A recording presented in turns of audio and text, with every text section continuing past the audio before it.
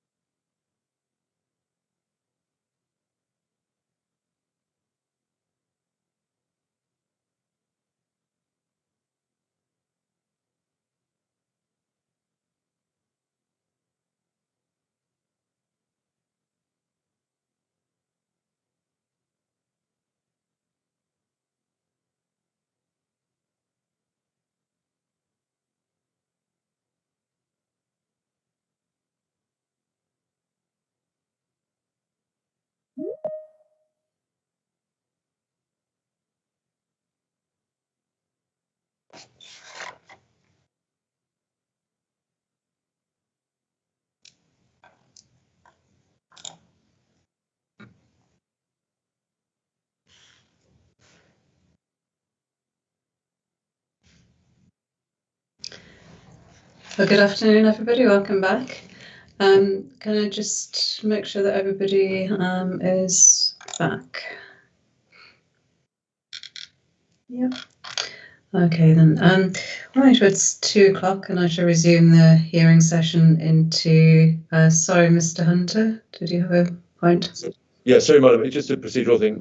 Madam, I just wanted to say out of courtesy to the examination, I'm going to have to leave early because of a medical appointment just before 3 o'clock, and I just wanted to flag it up in the unlikely event you had any questions for me and I didn't answer. That's the reason why. Okay, thanks. No problem. We can sneak off at 3 then. That's not a problem. Okay then. Right. So matter 16 and safeguarded site 13. Just to resume where we were on the agenda. Can I ask the council to start, Mr. Cross, in terms of setting out the council's view on the potential effect of future development on the purposes of the Greenbelt in this location, please? Thank you. Thank you. We don't feel that the development of this area would have a substantial negative effect on the remainder of the Greenbelt.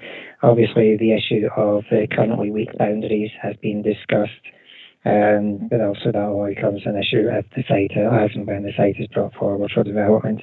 At the moment, seeing the submitted plan is proposes safeguarded land, and it raises no issues. Okay, thank you. And in terms of the impact on the gap? Again, it is obviously the gaps in the Greenbelt are comparatively narrow across the whole of the city region. This development of this area, should it come forward in a future plan or in this plan, would not prejudice, would not lead to the merging of settlements, and would not appreciably narrow the gap to Halewood. Always get lost, sorry, Halewood and Liverpool. Okay, thanks, Mr. Cross. Right, I'd like to open up the discussion now in terms of the effect of the potential development in the future on this safeguarded site. Who would like to start? Mr. Valerie. Thanks, ma'am. I'll keep it brief. We broadly agree what Mr. Cross has just said. And similarly to my comments on site W24, refer you to Appendix 2 of our Matter 16 statement, where we've got the same landscape and Greenbelt commentary, technical note from Tidy Grange repeated. That deals with purposes, and it also deals with the question that Mr. Cross just answered on the gap, which you'll see from that map is circa 2 kilometres from the western edge of SG13 and the Liverpool urban area boundary, and circa 1.15k from the southeastern extent of the site to Hale village. So we support the council's conclusions and the responses that we just had from Mr. Cross. Okay, thank you. I'm aware Mr. Landor has made representations in this respect. Can I bring you in at this point, Mr. Landor? Thank you, Ma'am. I mean, I think the first point we'd like to make is we're not clear, or we're not. We think the policy G2 is not clear as to why the land is being safeguarded in the first place. in the other plans that we've looked at across the region, where land is safeguarded, it's safeguarded for a purpose. And here it's not clear why the land is being safeguarded in the first instance. The other issue I'd say in relation to this site, which is different to the allocated site, when I was on site yesterday, I noticed there are significant views across to the Sandstone Ridge at Frodsham and across the Cheshire Plain. So the site is of importance, I think, in landscape terms, which is different, I think, to the allocated site. Any other points I need to mention? Well, the impacts on Greenbelt would depend on the type of development. Yeah, well, I think it depends on the type of development, what it's being safeguarded for. Okay, thank you.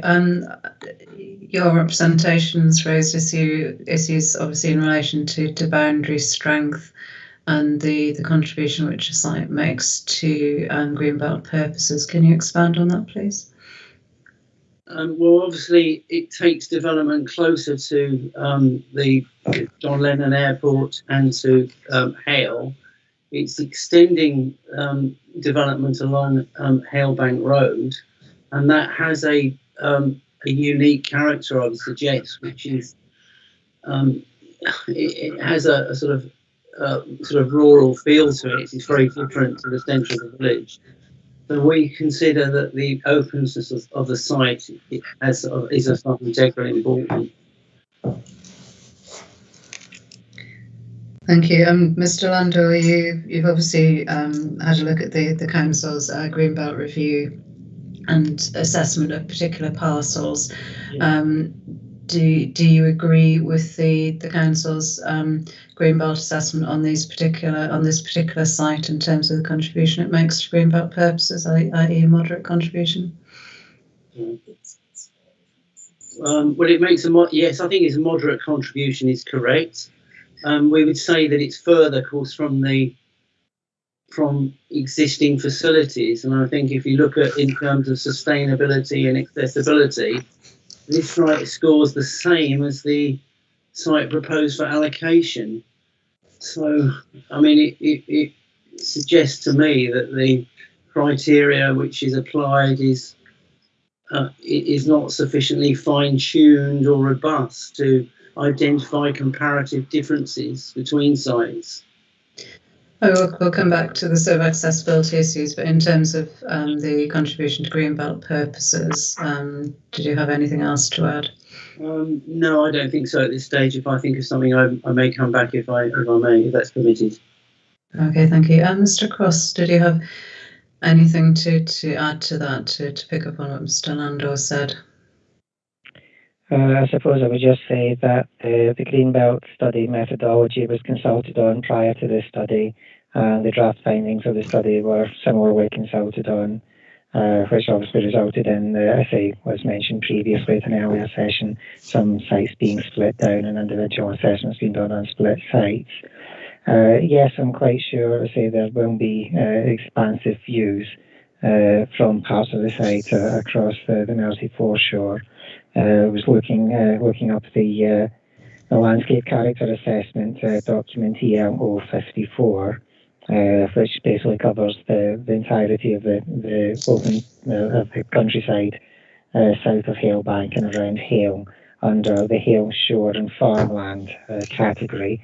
And to sort of paraphrase the results of that, effectively the key features about the countryside in that area is the lack of features.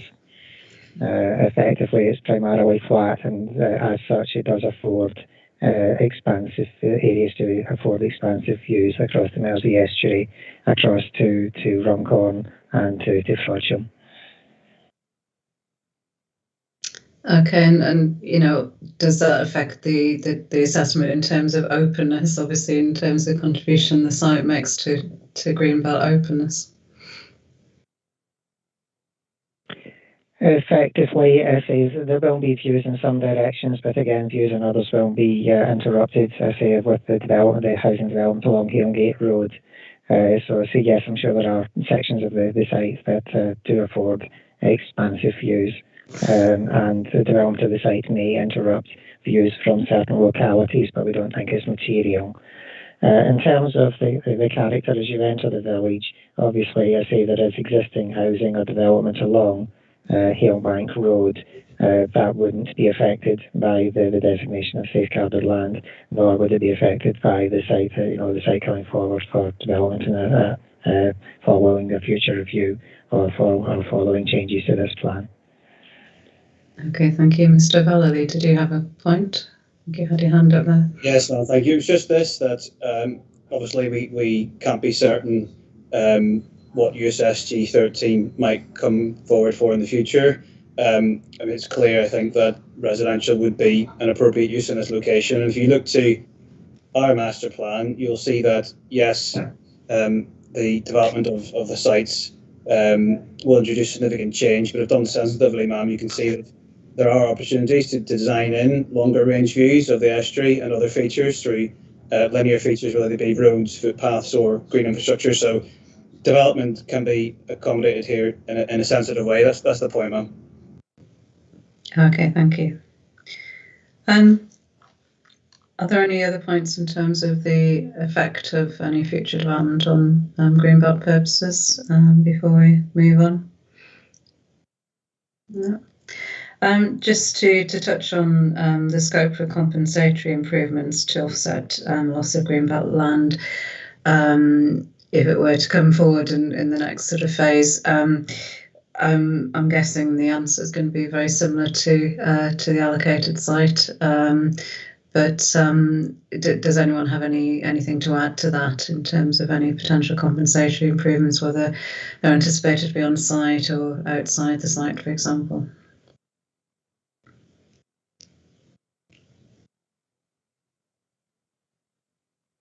No, I shall take the response as being a very similar approach to the allocated site then. Thank you.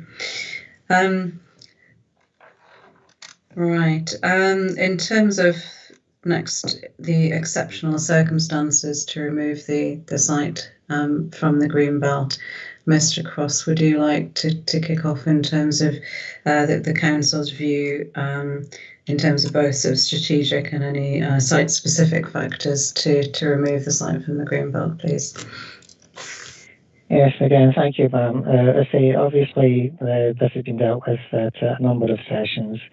I'll just make reference to one point in MPPF, if I may, is paragraph 139, regarding safeguarded land, and it clearly doesn't require that we state a future use.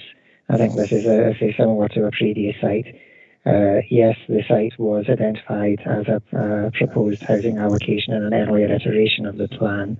The site is just identified as safeguarded land in this iteration of the plan, and this would be for a future review of the plan to determine the appropriate use. In terms of the scale of the safeguarded land, I say that's been dealt with in a previous session, where we have quantified the amount of development in terms of hectares per annum, and basically identified the sort of year's supply, as it were, that safeguarded land represents. And the Council's position is that is entirely appropriate. It's not excessive and is fully justified in terms of the exceptional circumstances. Obviously, we've got the exceptional circumstances that triggered the Greenbelt review, and the guidance quite clearly says that when amending Greenbelt boundaries to be done, so that they can have a degree of permanence, certainly beyond one plan period. That's the approach that the Council was sought to achieve. Okay, thank you. I'd like to open up the discussion in terms of exceptional circumstances. Did the developers have anything to add on that? I've got nothing further to add to Mr. Easton's submissions from this morning. Okay, thank you. Mr. Landau. Sorry. Thank you, Madam. I mean, I'll just come back to the point. If you don't know what you need the land for, what's the purpose of safeguarding it? There must be a purpose. Is it housing or is it employment? What is it? There must be, and if you don't know what it's for, there are no special circumstances. There can't be. Mr. Cross. I can only reiterate my previous comments that to say we have quantified we've looked at the requirement for housing up to the end of the plan period and a period beyond. We have quantified land in terms of the average development take in Halton over the period in terms of hectares per annum. I think is to make it clearer than that. It is quite, I say, fully justified, and that the eventual use of a site should be determined at allocation. And Mr. Landau, perhaps you could help us out here in terms of, whether you've seen anything in the MPPF which would indicate that a future use would have to be sort of indicated for a safeguarded site. Employment need is normally measured in hectares, and housing is normally measured in units. And clearly, where you are safeguarding land, if it's housing supply you're concerned about, then surely that should be part of this plan review. This is why it's being safeguarded for future housing needs. If it's not that, what is it? Mr. Cross, obviously the site was originally indicated for housing development, and I take your point about the sort of broad assessment, if you like, in terms of the sort of 6-year supply potentially of housing land in the exceptional circumstances paper. Are you happy to rely on that in terms of demonstrating exceptional circumstances?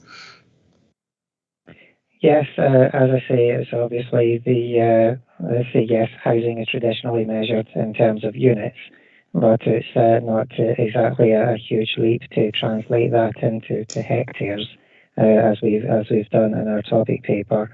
And obviously, the average requirement for employment land doesn't just stop at the end of the current plan period, and so we can't be blind to that and identifying the potential requirements for safeguarded land whenever we're drawing the Greenbelt boundaries with a view to having them be able to endure beyond the current plan. Okay, thank you. I'm not sure we're going to get any further on this point without going around in circles, so I shall move on, but I've obviously heard representations on the matter. Just before we do move on, are there any other points in terms of the Greenbelt which anyone would like to make in summary? No. So of that afternoon slot after lunch, everyone's feeling a bit sleepy, I think. Okay, in terms of the next point on the agenda and potential adverse impacts of developing the site in the future and how these would be mitigated, there will, I imagine, be some common ground with the site allocation. So I would just like to sort of run through fairly quickly, perhaps just focus on the site-specific matters. Contamination, Mr. Cross, I'm guessing is a very similar issue. Yeah. I mean, on this. Yes, there'll be some historic ponds again, I'm sure. Yes. Yeah. I mean, from a developer's perspective, has anything sort of in particular come up in terms of site assessment work that's been undertaken? No, nothing other than what Mr. Cross has highlighted, ma'am. Okay, thank you. We've touched on the landscape value issue, I think, in terms of the landscape character area, almost the defining features being that there are no features. Are there any other points to make on that at this point, or in terms of, I guess, how any future development could actually potentially improve the sort of the landscape? Just to turn to the developers for that response. Yes, ma'am. I think I did cover this briefly earlier. As I said, we've had an overview of landscape and visual matters undertaken, and that's informed our high-level indicative master plan for the site. So we actually incorporated those recommendations in the master plan, you'll notice from the drawing we've got development offsets, and we've got protection of amenity in terms of public rights of way, additional green infrastructure, and obviously retaining any kind of trees and hedgerows where they do exist on the site and can be incorporated into the scheme. So the key point here, is given the scale of the site and the availability of land, there's obviously a significant opportunity here to create new green infrastructure and enhance the landscape qualities. Okay, thank you. Any other points in terms of landscape? No. I'm guessing grade 2 agricultural land, Mr. Cross. Yeah. Okay, thank you.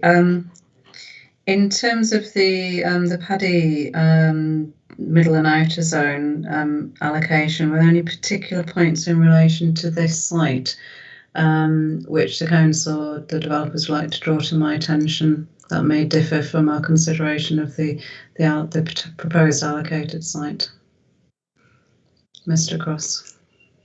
Yes, thank you, ma'am. I think you have now got in front of you the overarching map of the borough. I think is EL107, and you should, I believe, have the paper submitted by Mr. Gibbs yesterday that has the individual site boundaries with the proportion of the site within the inner, middle, and outer zones, the paddy consultation zones.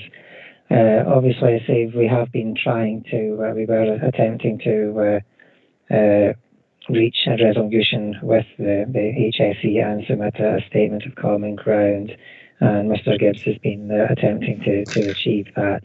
I think, say from the paper that's been submitted, I think it was all last night or this morning. Is basically you'll see when you have a chance to read it. We've been unsuccessful in managing to achieve that. So the document in front that's been submitted effectively sets out the current position, which I'm sure Mr. Gibbs can provide additional detail on, and I say it includes the individual site pro formas to show you the area that's covered. In terms of, I say, how we've been dealing with or trying to work with the objection from the Haworth Group to the plan in terms of their alternate master plan, obviously they are proposing to put more housing into the inner area. And I say they believe that it is consistent with the Borough Council's current planning policy, and particularly the saved core strategy policy, which seems to be a bone of contention with the HSE. I think Mr. Gibbs probably be able to give you a bit more advice on the application of the differential approach in the currently adopted policy from the HSE's preferred approach. And how he considers whether he considers that the scheme as put forward by Haworth is likely to be consistent with the policy approach as set out in the CS policy and in terms of the planning for risk SPD. So I say that one of the delays that I say in terms of reaching agreement with Haworth has been, I say, the attempt to find a resolution with HSE, but ultimately that effort is proven fruitless. So perhaps Mr. Gibbs could provide a little bit more detail. Mr. Gibbs. Thank you, Marwan. Yes, so with regard to the safeguarded land itself, the position would be there's no development earmarked for this site over the planned period, and therefore I don't really see any conflict with the HSE's advice for the safeguarded site, because ultimately the local authority's got to review the plan every 5 years, and any COMA site operator's got to review their hazardous substances consent position under the COMA regs every 5 years. So by the time any development, if any development came forward on this site, the position may have changed considerably. So that's our position with regard to the land as it's safeguarded. With regard to the Haworth proposal and the change within the master plan, I think I'd be inclined to say that the council position would be we'd prefer to leave the allocations as they stand as in the submitted plan, and that we would deal with any changes with regard to the master plan at a point via a planning application process rather than a change to the allocations at this stage, for reasons of simplicity, I think. Yeah, possibly preempting a discussion later on there with Mr. Gibbs. But just to bring Mr. Hopwood in, are there any particular factors on this particular site which would preclude the site potentially coming forward in the future? Would it be a case of dealing with any HSC concerns through the DM process at some point in the future? Yeah, thanks, Mum. Yes, exactly. I think we would have to look at the details of the planning application and see how how it sits within both HSE's advice and also the planning for risk approach that Halton Borough have adopted. I mean, just to pick up on the point by Mr. Gibbs, that absolutely these paddy zones are determined based on the hazardous substance consent held by Vitellis over in Knowsley Borough. This is mainly for toxic materials, chlorine, phosgene, etc. They could voluntarily change their hazardous substance consent, their 5-year review, because of changes in their operation. Theoretically, there is a scope for Halton Borough to challenge their current hazardous substance consent if it was clear and obvious that they could not hold certain materials. Like, for example, if there was a storage tank of a material in a particular location, it's now a car park or it's an office, then there'd be an obligation really on the site to review and change its hazardous substance consent, and that could then change these HSC paddy zones. Okay, I mean, sort of my understanding is that the majority of the site is in the middle zone in terms of SG13 as opposed to the outer zone. Is that correct? Yeah, yes. I mean, looking at the drawing there, there are very small parts of SG13 sit in the inner zone and a small part in the outer zone, but most of it's in the middle. So on current HSE advice, there would be some constraints. Say, if for example, if for example it was for housing, then there would be an expectation, as far as HSE are concerned, of a limit of up to 30 units and a limit on density of 40 units per hectare. Again, that's advice, but Halton would be looking at it using its own risk-based approach to assess the risks for people living in those areas, based on the quantified risk from Vitellis. Okay, thank you.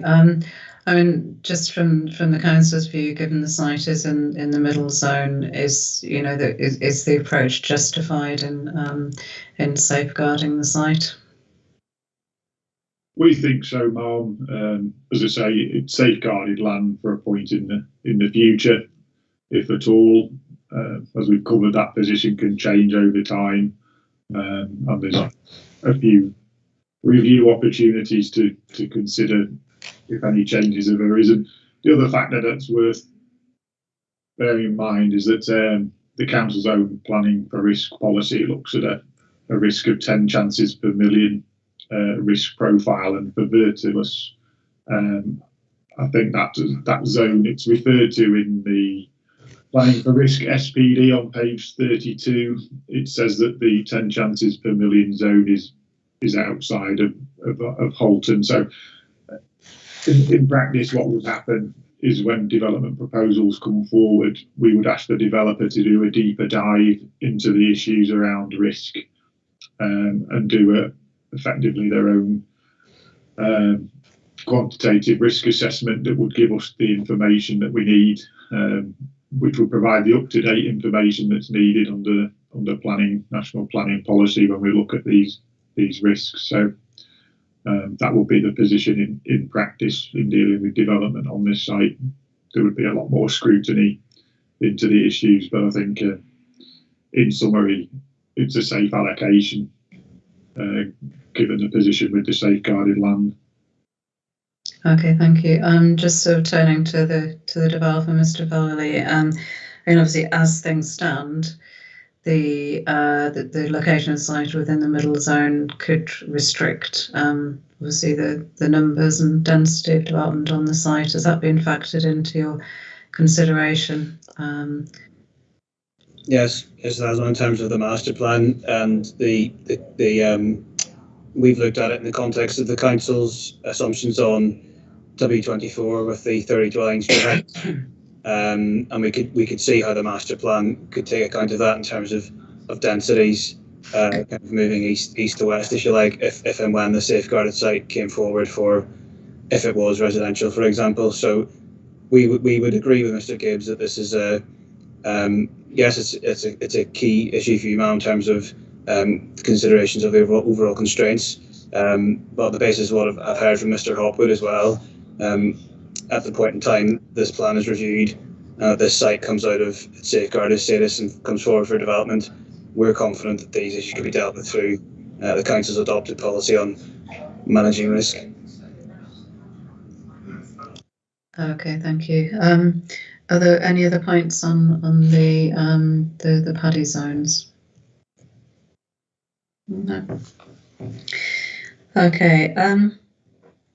One particular aspect of this allocation, or the proposed safeguarded site, is the proximity to Hale Bank Conservation Area, and I would like to start by asking the council to set out its view in terms of the potential impact of any development on the conservation area, please.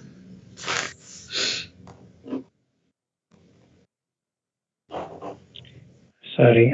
Yes, we don't consider that the presence of a conservation area or other heritage assets such as listed buildings is a prohibitive constraint.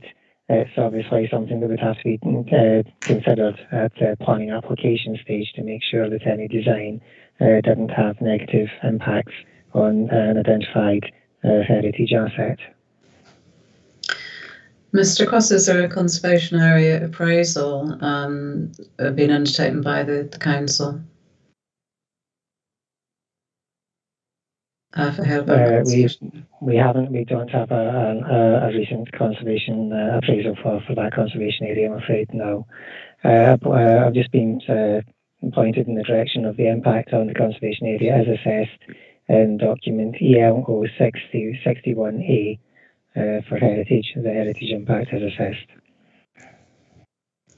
Okay, and sorry. I was going to say perhaps my colleague Catherine Brindley could provide additional detail if you'd require it. I mean, I would like to establish the council's view on how, what the significance of the conservation area is in your view. What contributes to the significance of the conservation area? Yes, ma'am. In the document EL016A, it was a site assessment of each of the site allocations undertaken on heritage in consultation with Historic England, and they agreed with the findings of that, which is detailed in our statement of common ground with them. With regards to, sorry, I'm just trying to find the site within the document. With regards to the conservation area, it was found that the proposal for the safeguarded land, its proposal for safeguarded land, therefore the impact of the allocation is unknown, and the site will remain as it is for the duration of the plan. So there isn't any significant impact or a potential impact on the significance.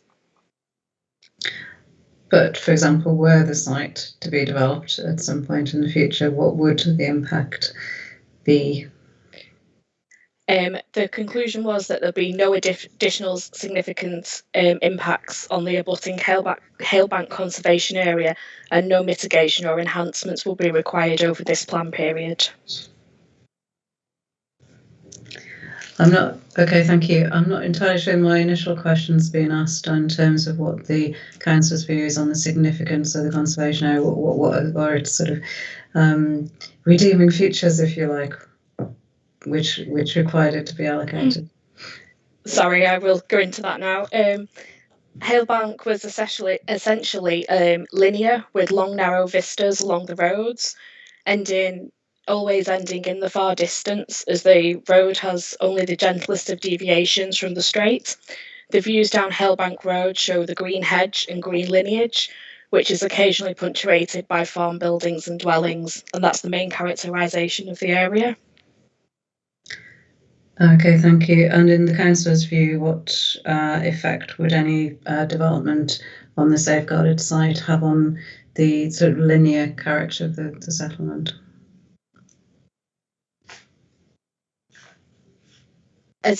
Because I think something like that could only actually be determined through the planning application process, because without having the details and the actual allocation of where the dwellings or the design of the scheme will sit, it would be quite hard to distinguish an impact at present.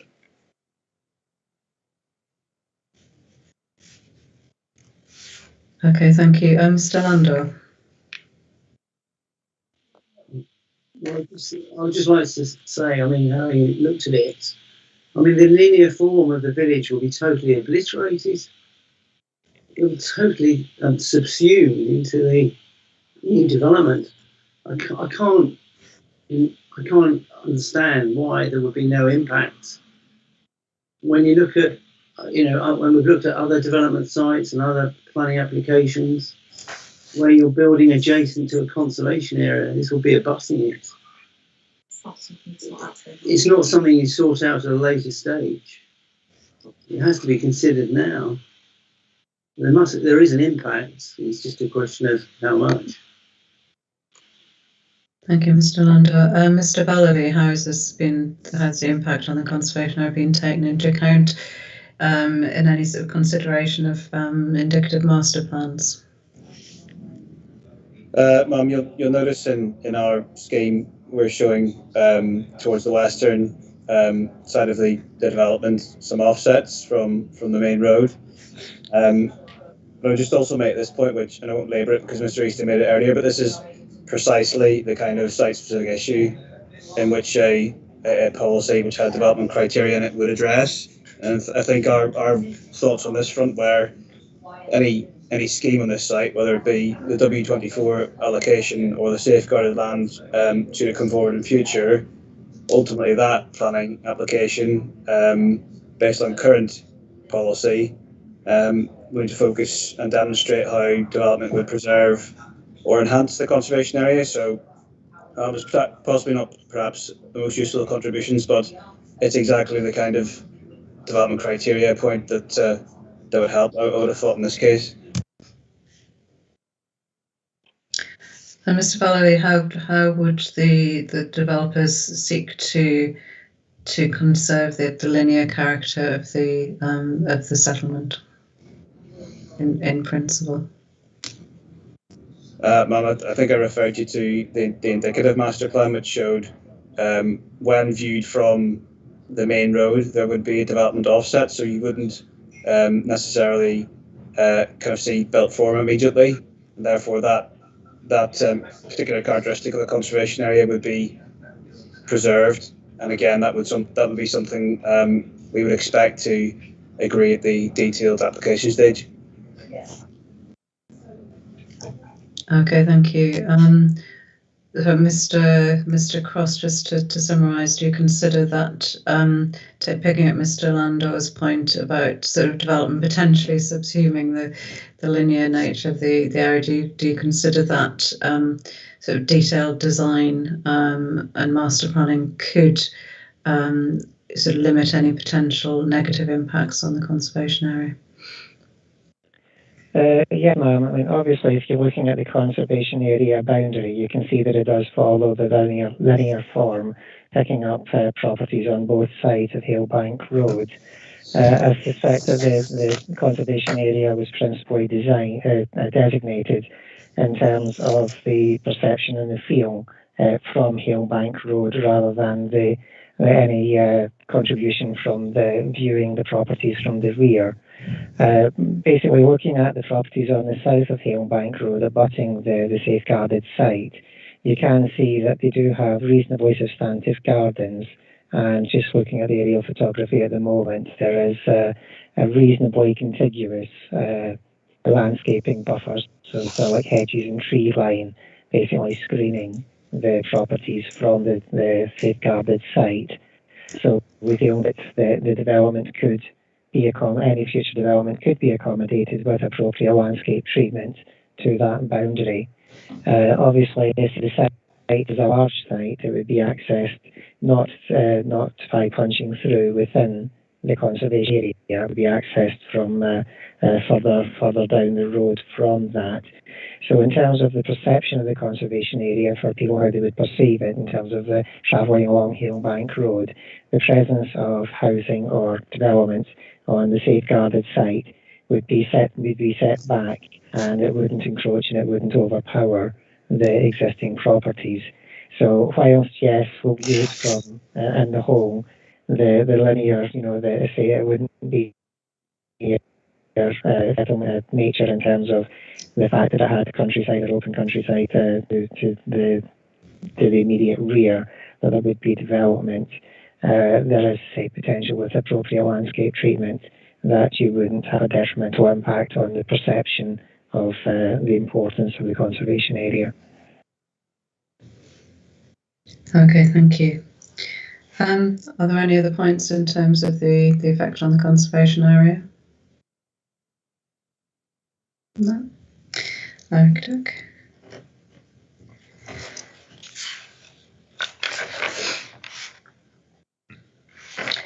Right.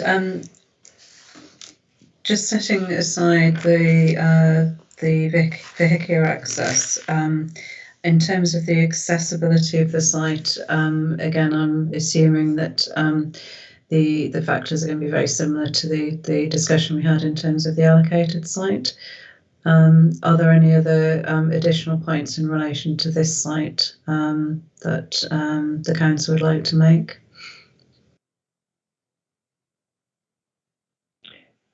No, ma'am. In terms of, say, the overall accessibility, in terms of the assessments, the scoring will be slightly different because it is slightly further away from the village centre.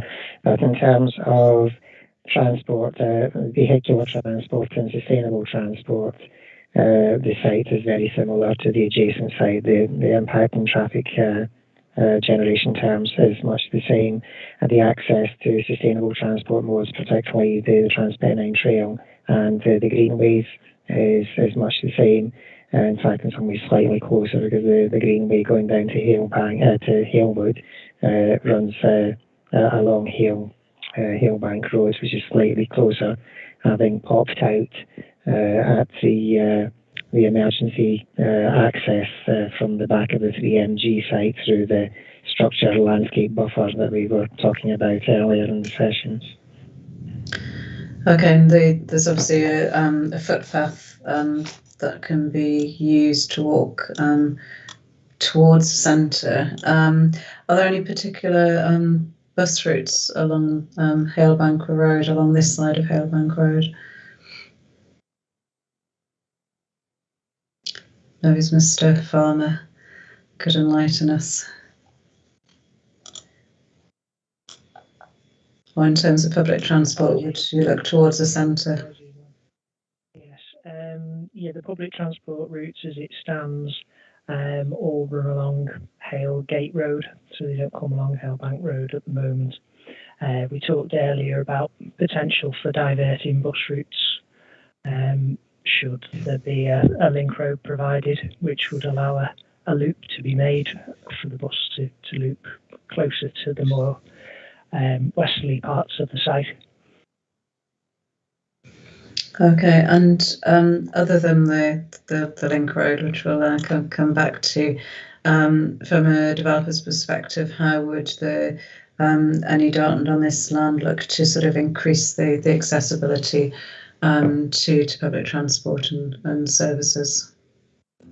Yes, well, we again, in terms of our thought process on the potential site-specific development criteria, would have envisaged a requirement on the W24 site to encourage connectivity to and access to SG13.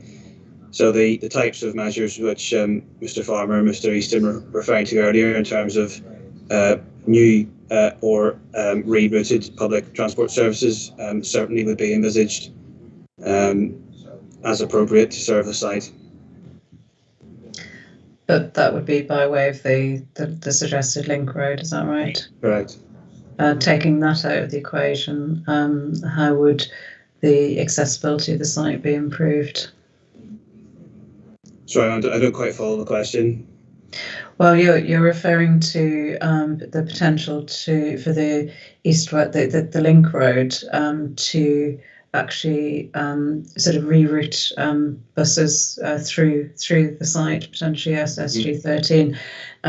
If you took that link road out of the equation, how would public transport accessibility be improved and accessibility to services?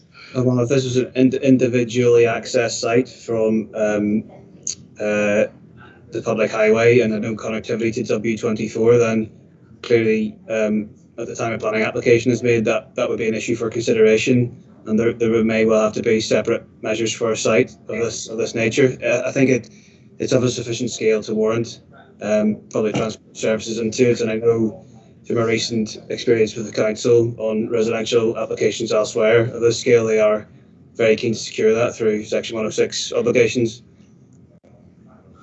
Okay, thank you. Mr. Farmer, did you have anything to add on that? No, I would I'd back that up. Definitely, we would need to be ensuring that bus services are provided to the site to be compliant with other plan policies. Okay, thank you. Mr. Landor. Thank you, Mum. I mean, I just wanted to make the point that the site is more peripheral just by location than the allocated site, and including the one we're going to discuss, the SG11. Yes, I mean, unless I'm misreading something, it has the same accessibility score as the allocated site. It's 5 out of 12. So, it is more peripheral. There are no bus services at the moment along Hale Bank Road. I did find a bus stop actually on Hale Bank Road yesterday, and it said there are no services from this stop. So it was on a lamppost. So, but I take the point that you can provide a bus service. A bus service could be funded by the development, but I take some alarm at what is being said about a link road and the impact that would have on the in environmental and visual terms in this location. I mean, we mentioned in the first session about the public footpath between Hale Gate Road and Hale Bank Road, which it's quite charming. It's wonderful, and obviously a link road is going to punch straight through that. On the allocate, you know, I know we're talking about detailed design, but and then a moment ago we were talking about the conservation area. What impact would that have? All of these factors together just fill me with great concern and alarm. And of course, the development will have a very significant impact on openness. And a few moments ago, I think the developer was saying we can design in views. This is just total nonsense. It's safeguarded, it will be developed, it will be houses, it will be something. And that's something we don't know, but of course it will have an impact.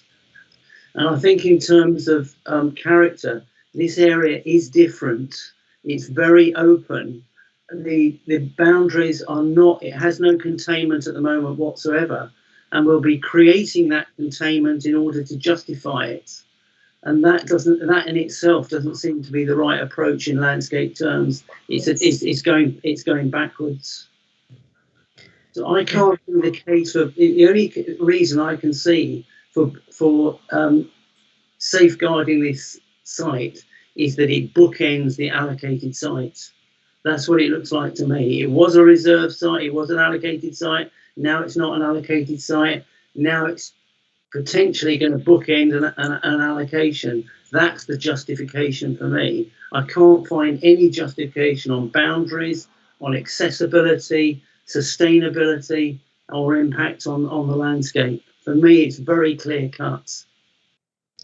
Okay, thank you, Mr. Lando. If you could hold your thoughts in terms of the link road, we'll be coming back to that. Mr. Easton. Thank you, Mark. Just 3 short points. First of all, I don't think we should lose sight of the fact that when you're considering the soundness of SG13 being designated as safeguarded land, I think the presumption you must start off with is that W24 has been allocated and has substantially been built out. So that provides the context in which SG13 needs to be considered. The second point I'd make is in relation to public transport. Mr. Landor indicated that he thought that there were limited, if any, bus services at the moment. Well, the obvious response to that is that development of the type and the location promoted by my clients, particularly if buses are able to route through the site, or even if they're not, will generate additional customers for the bus services. I think we might anticipate that providing a degree of funding in the early years of the proposals in order to generate sufficient customers and revenue to make a bus route viable. More people basically means increasing the viability of bus services. So that's an entire possibility, if not a likelihood. And final point is, so far as, I'll put it neutrally, but Mr. Lundell expressed a degree of scepticism about the ability to design in views. A master planning exercise involves, amongst various things, identifying key views, identifying particularly sensitive parts of the site that need to be reserved for particular uses.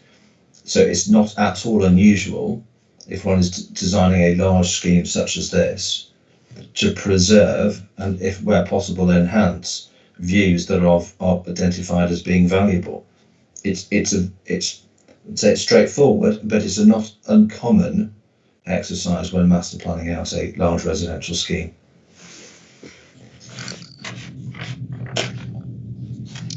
Thank you, Mr. Easton. Nothing's ever straightforward in master planning a large-scale scheme. Mr. Lando, did you want to respond to that, or Mr. Cross, before we move on? No, thank you, Mark. I don't think I do, actually. I think Mr. Easton's made his points. I've made my points. The only thing I would like to say is that Site 24, I hope it's a decision you'll be making as to whether it's allocated. It's not allocated yet. Point taken, Mr. Lando. Thank you. Thank you.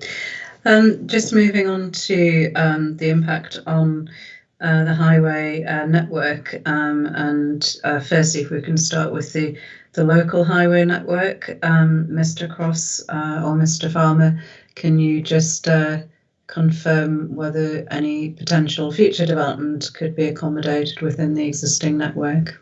Thank you. Thank you, Mom. I would expect a similar situation to the proposed allocated site in this scenario. The Mott MacDonald study, EL091, only considered potential site allocations, so hasn't looked at the safeguarded land.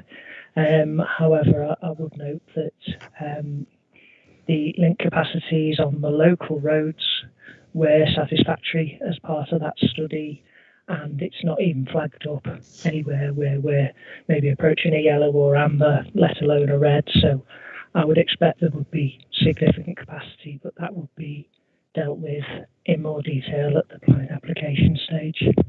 Okay, thank you. I appreciate the site is just proposed for safeguarding at the moment. We don't have sort of detailed design, but in terms of the cumulative impact of development on the allocated site and the safeguarded site, in your professional view, do you consider that the local highway network could accommodate the cumulative development in principle, notwithstanding any detailed design of junctions, etc.? Yes, I would expect that it would, based on the link analysis provided in the Mott MacDonald report. Okay, and that would be in terms of the scheme in terms of the proposed allocation and safeguarded site as it stands in the proposed submission draft local plan. That's correct, Mum. Not the alternative scheme. Yes. Okay, thank you. Did the developer or Mr. Lando have anything to add in terms of that? Yes, no, just to corroborate what Mr. Farmer said, you took the words from my mouth when you asked him in his professional view, because that's exactly the view that VACTOS reached, that in factoring in the safeguarded site and projecting forward, they did not anticipate any severe issues in the locality or indeed off-site. But obviously you've heard the points earlier about our proposed enhancement off-site to the A562 junction to essentially provide a form of mitigation for this development, including W24. Okay, thank you. We'll obviously come back to that point. And any other points in terms of the excuse me, in terms of the local highway network? Excuse me. No. And in terms of the strategic highway network, is it a similar situation to the allocated site that we discussed? Yeah. Yes, yeah, that's the case. Similar to what we said before about the allocations based on the reports. Okay, thank you. And just to speed things along a little bit in terms of other infrastructure, education and health, etc., would again be in a very similar position in terms of the sort of schools and healthcare facilities. Thanks, ma'am. Okay, thank you. Just conscious one thing I haven't touched on in terms of flood risk and the issue in relation to surface water drainage. Is that a particular issue on this site?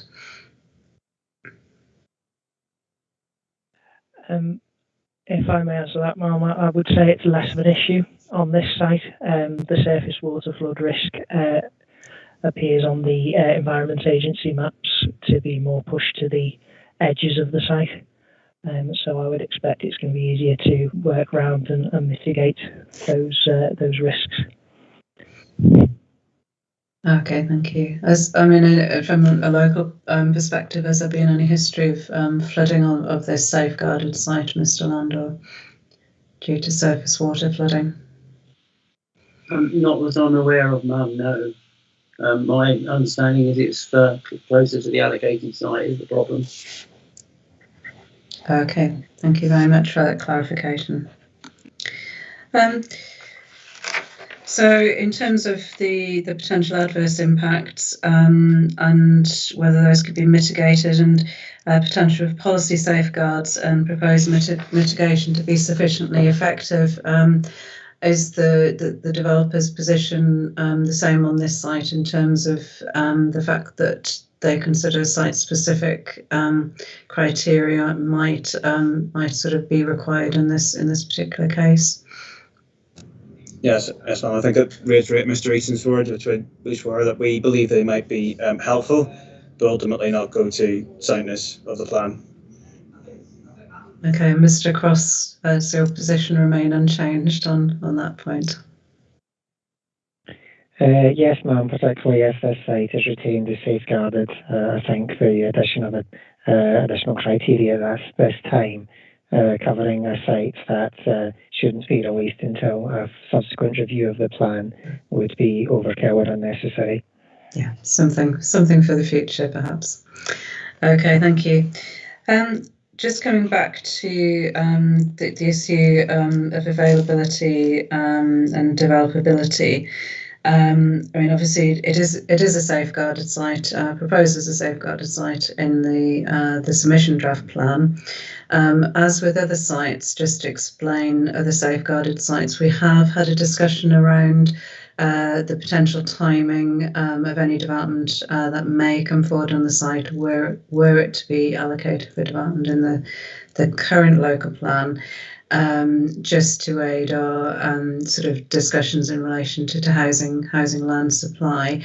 As Mr. Troy said, it doesn't prejudice any consideration of the site in our deliberation as to the status of the site. So on that basis, can I just ask the developer, from the submissions, the developer is suggesting that the site is available sort of immediately, effectively? Yes, that's correct. Okay, and in terms of timescales, would it be fairly similar to the allocated site? Would you look at a phased development in terms of, obviously it's a safeguarded site at the moment, but were it to come forward any sooner, how would you approach any potential phasing of this site in relation to the allocated site? Yes, ma'am. This isn't a particular point I've got direct instructions on from Harworth Group, but my view would be, if we were looking at a single residential development across W24 and SG13, we'd start from the east and work west at the rates that were discussed earlier in the W24 broadly.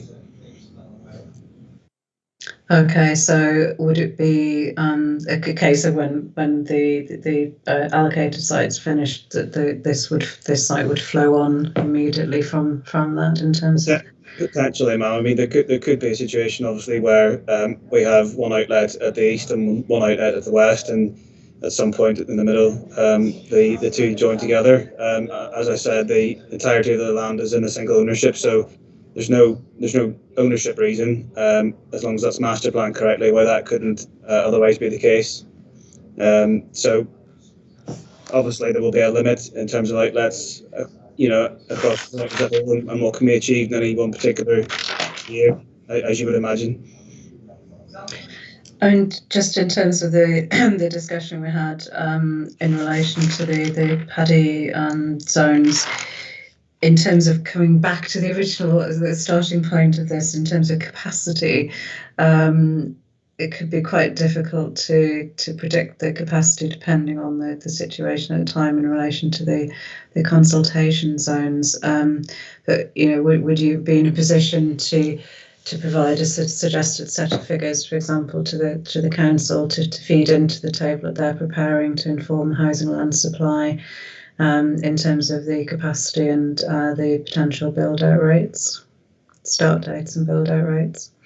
Yes, and I think I probably don't have the numbers straight in front of me, but we have, I think, in our submissions done an assessment of the yield from SG13, applying the same arithmetic the council has to W24.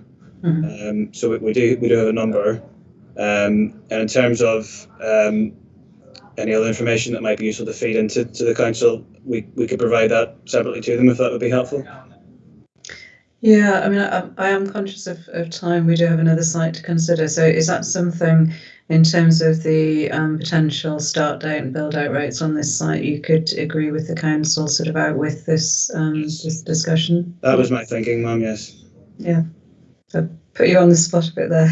I'm used to it. Would the council be happy with that? And obviously it can be discussed further down the sort of hearing sessions at Matter 17 if needs be. Yes, ma'am, that we can accommodate that, SAO. And in terms of the table, I will basically feed in the completion figures at the stated 70 dwellings per hectare on W24, and then just roll that forward at the same rate into SG13 whenever W24 is built out. So there's a continuation of development of about 70 dwellings per hectare across the two sites for the purposes of the calculation.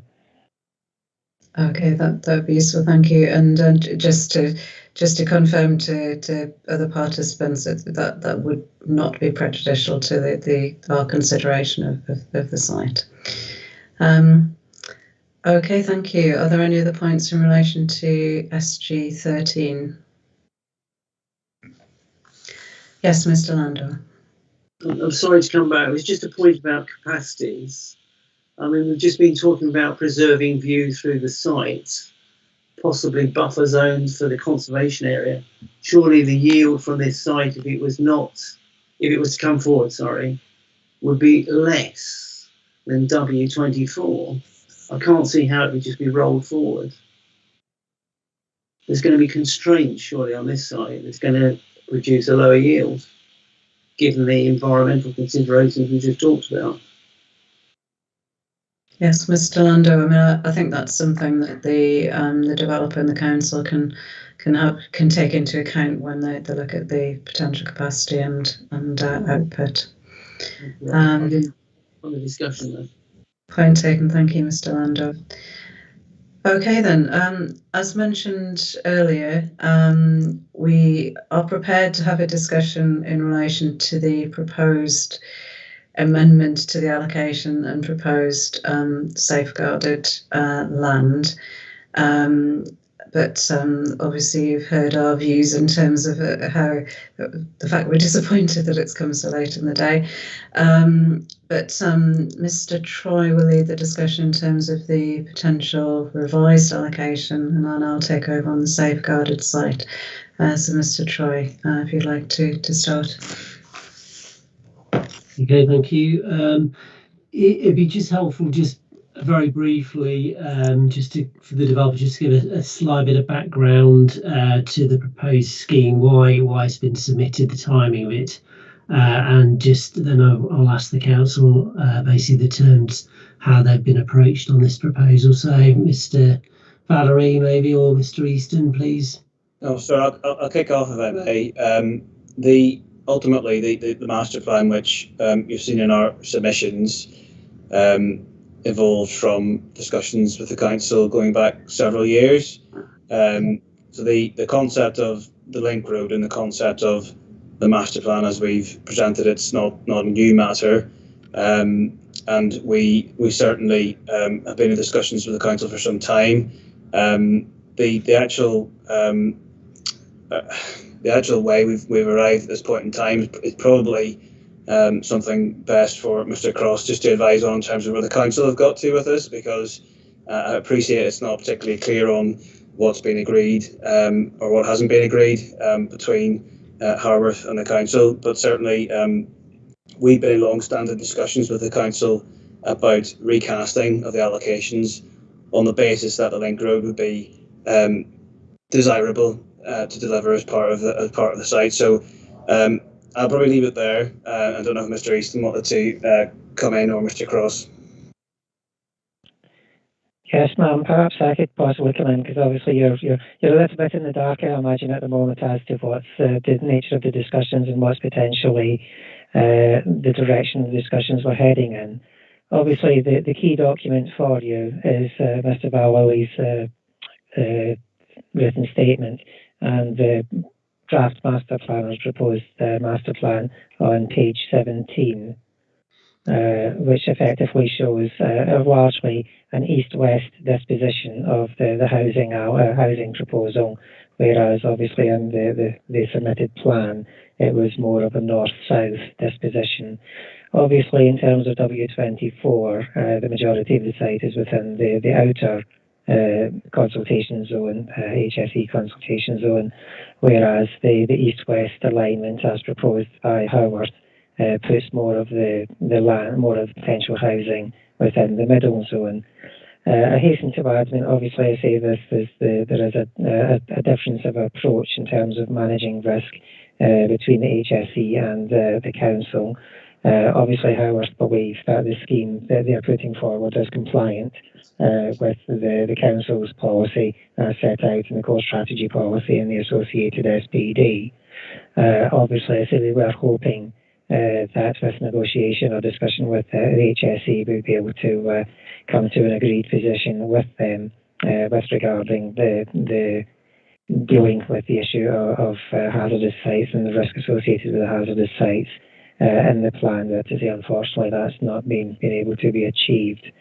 In terms of, I say, the overall mix, I say effectively the submitted plan is proposing to take about 48.5 hectares out of the Greenbelt, with about 23 hectares residential, 3 hectares for the school, and about 22 hectares for safeguarded land. The Howarth proposal takes a substantially larger area of land out of the Greenbelt. I think it totals 72.5 hectares, and that's made up of 37.8 hectares residential, 2.7 for the school, and about 32 hectares for safeguarded land. The nature of the discussions that we've been having with Howarth is effectively that, the council wants to achieve the required housing numbers, and they want to achieve the best possible housing development in this location. And so we were happy to work with them in order to try and achieve that. And we're looking at the potential alteration of the plan to basically distribute the housing in the more east-west axis rather than the north-south axis. The main point of contention is the safeguarded land as shown on the proposed master plan. Effectively, the council was looking at whether it would be able to support effectively the master plan with some slight variation with the road, the linked road between Hale Gate Road and Hale Bank Road, forming a hard boundary to the Greenbelt, and the area of housing to the east of the sort of the green wedge that goes through the centre of the proposed master plan, being supported as a housing allocation at this time, and the housing shown to the west of that green wedge through the site potentially being supported as safeguarded. That was the nature of the discussions. In terms of the details, we were looking at where the potential road could access or could exit primarily onto Hale Gate Road, and we're looking at effectively potentially moving the school site slightly away from the road frontage a little bit further back into the site to provide a wider frontage in order to achieve a satisfactory access. So that was the nature of the discussions. Obviously, without putting words in Howarth's mouth, they have their objection and they are seeking the wider allocation at this time. The statement of common ground was potentially looking at effectively a slight variation on the scheme, with the council not supporting their proposed safeguarded land, and effectively, leaving that one on your desk to deal with. But to say, obviously, at the moment, we haven't managed to, with the various other issues going on in terms of the HSE and the political situation going on with the all-out election and the change of personnel in terms of leader portfolio holders and committees, we haven't been able to agree a final scheme to put before you today. But hopefully that's a reasonable quick run through of the nature of the discussion and where we've got to and why we've been unable to provide you with a bit more certainty and a bit more detail before today. Just in terms of the residential land on the W224, that's 23 hectares. You mentioned the revised site area is 37.8 hectares. What's the dwelling yield or capacity you're anticipating then from the larger site? Sir, if I may, that would give us 794 approximately, applying the same density assumptions. Okay, 794 as opposed to 484. Is that right? That's correct, sir. Okay. And just to clarify the area, obviously I'm looking at the map you submitted, obviously in appendix 1 of your submission. Just the one thing I know, obviously it does spread further to the west, but it appears to extend further beyond even the safeguarded land at the very far tip. From what I can see in terms of the allocated land, you're looking at obviously where the land is, or where the new east-west link road goes onto Hale Bank Road. It goes beyond the built frontage. Is that correct? It extends beyond even the safeguarded land of SG13, from what I can just see from my just brief overview. Yes, sir. For me, yes, that's a product of where the access point has been brought to on Hale Bank Road. So it's shown indicatively there as residential with, as you can see, green space to the far northwest corner. That's the area you're talking about. Yeah, that's it. Yeah, I just wanted to clarify that point. So, Mr. Troy, just sorry to interrupt. Mr. Cross, could I just get you to clarify the council's stance in terms of the proposed master plan? Is the council supportive of the larger residential allocation of 794, I think it was, as opposed to 484? But your concern is more to do with the proposed amended safeguarded land. Is that right?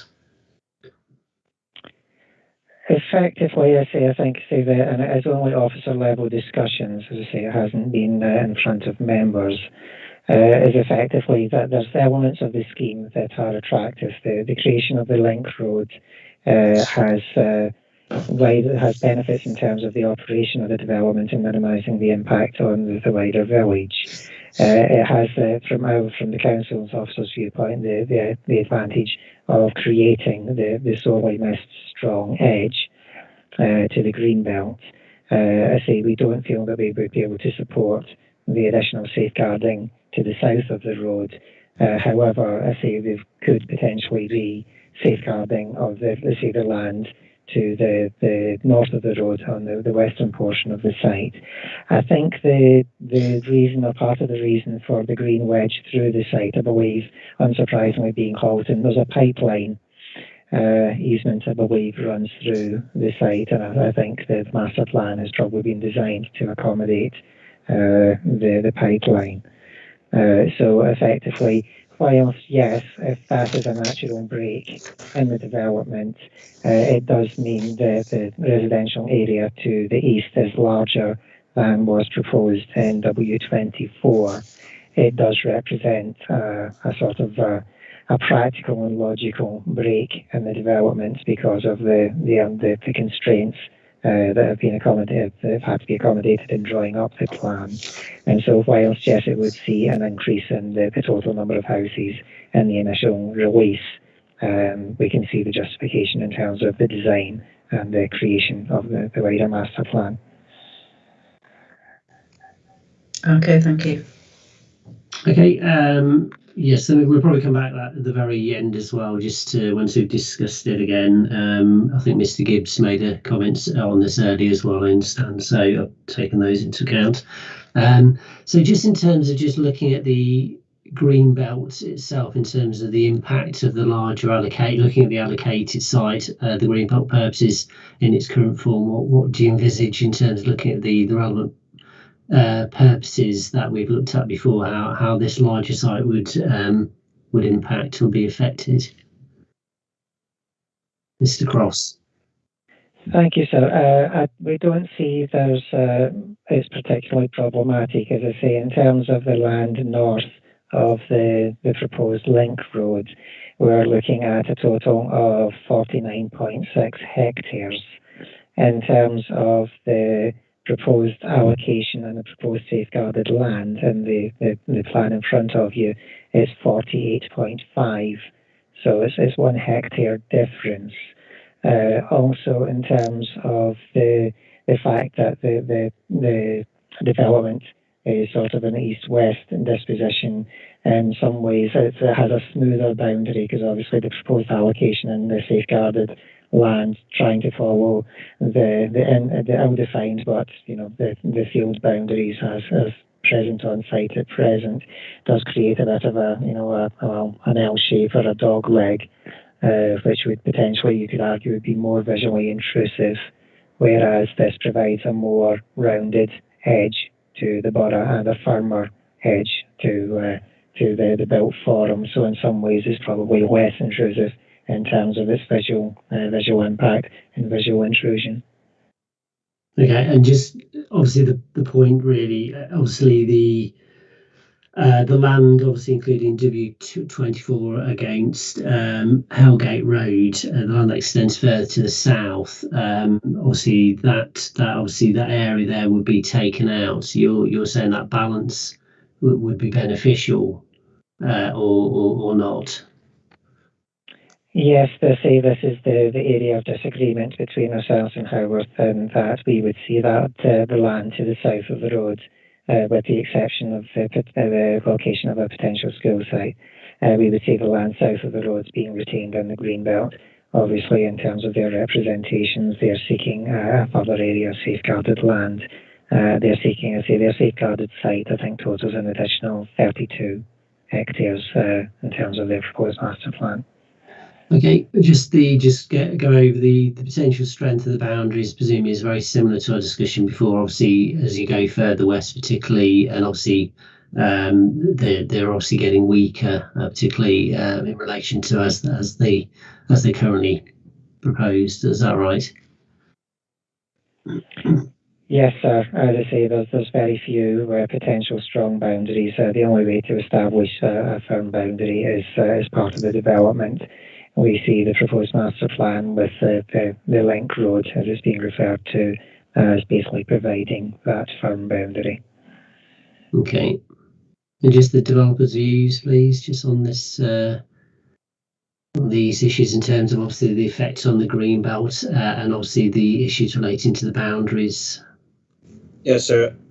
Briefly would agree with Mr. Cross that the link road scheme, if you like, is probably a neater solution in terms of its ability to be designed, and with the defensible boundary that's been discussed. Obviously, you've got our case that we believe all of the land north of the link road should be allocated, and we've indicated how safeguarded land could be accommodated to the south. Now, where we probably slightly disagree with Mr. Cross is obviously based on the evidence to the examination.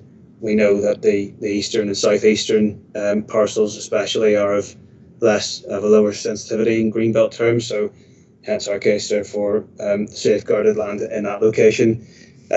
Just one important point, if I may. I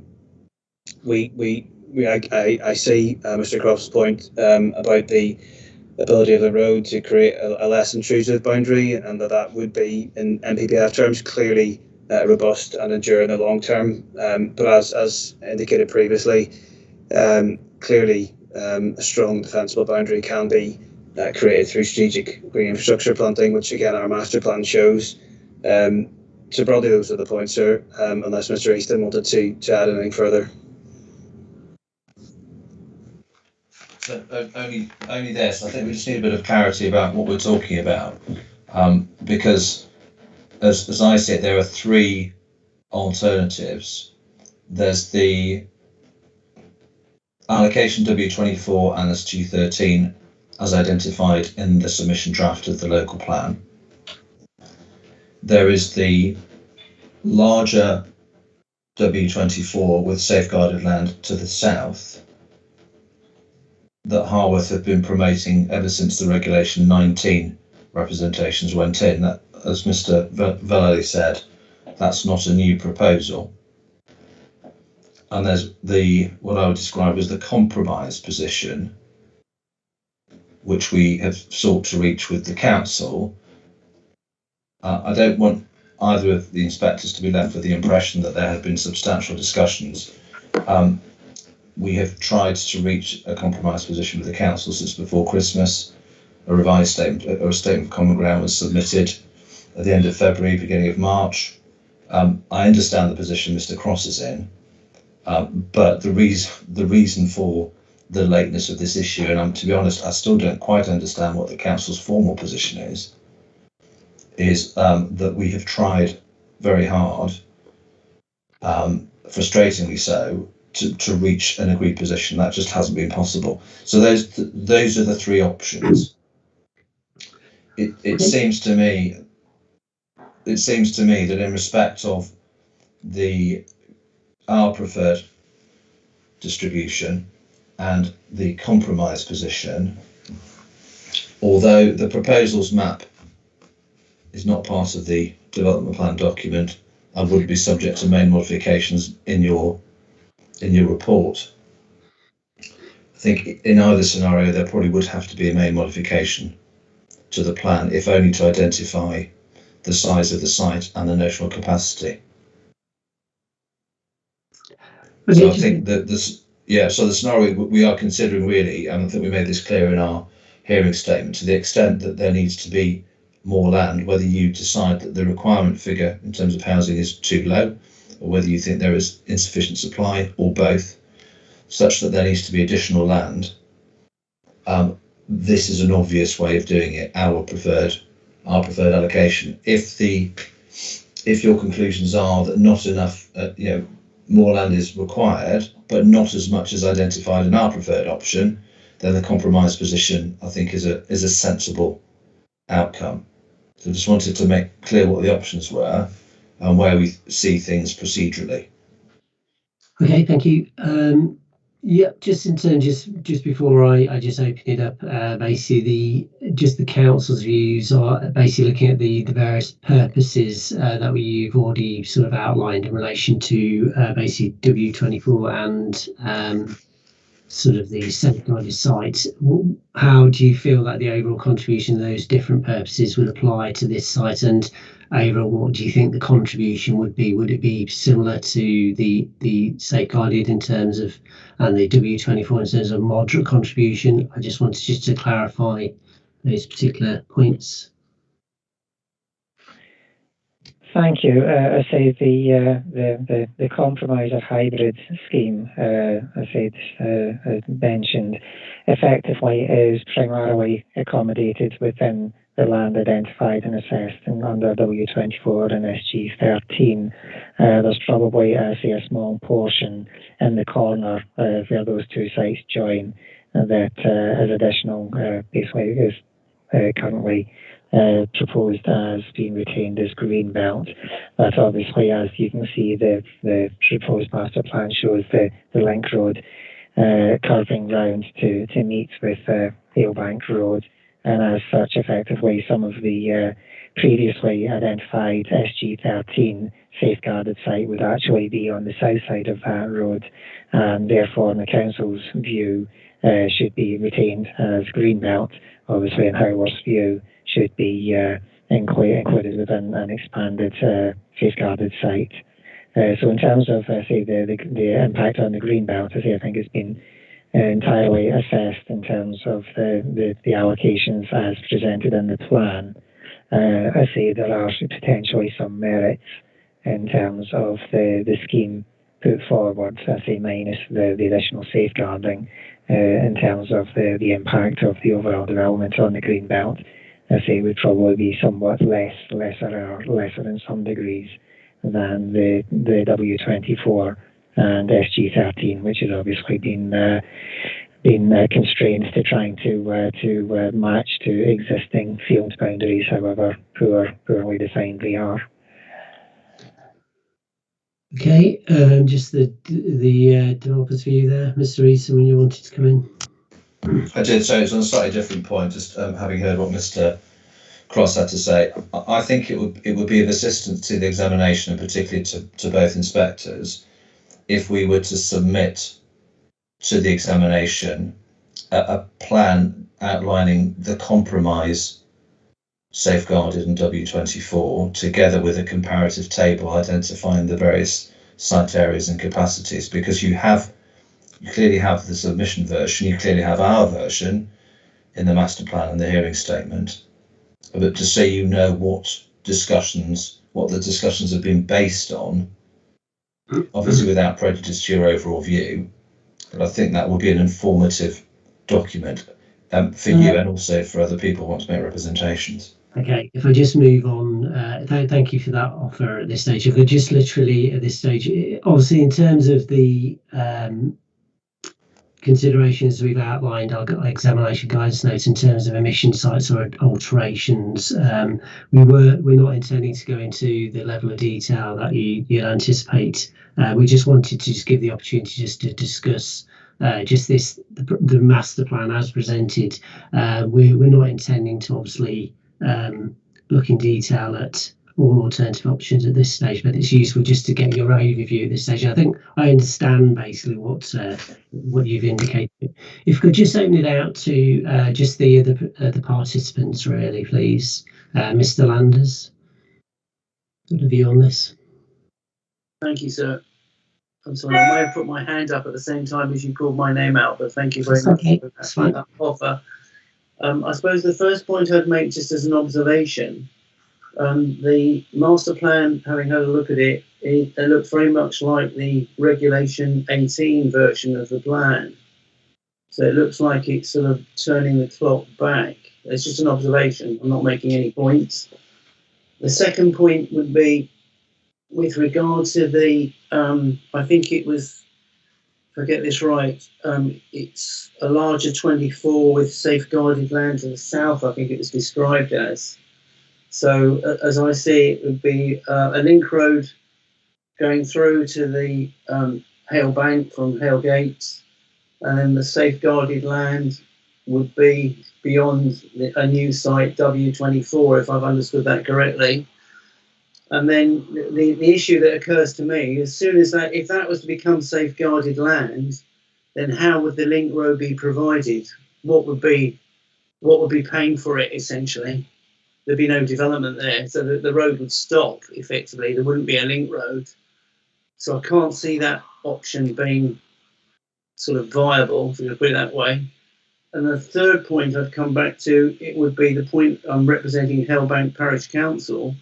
The development plan system has been through a process of public consultation. We've all been aware of what's being proposed. It suddenly seems, and perhaps it doesn't suddenly seem, but and that's not what you're suggesting, but it has the potential to become, the development plan process has the potential to become a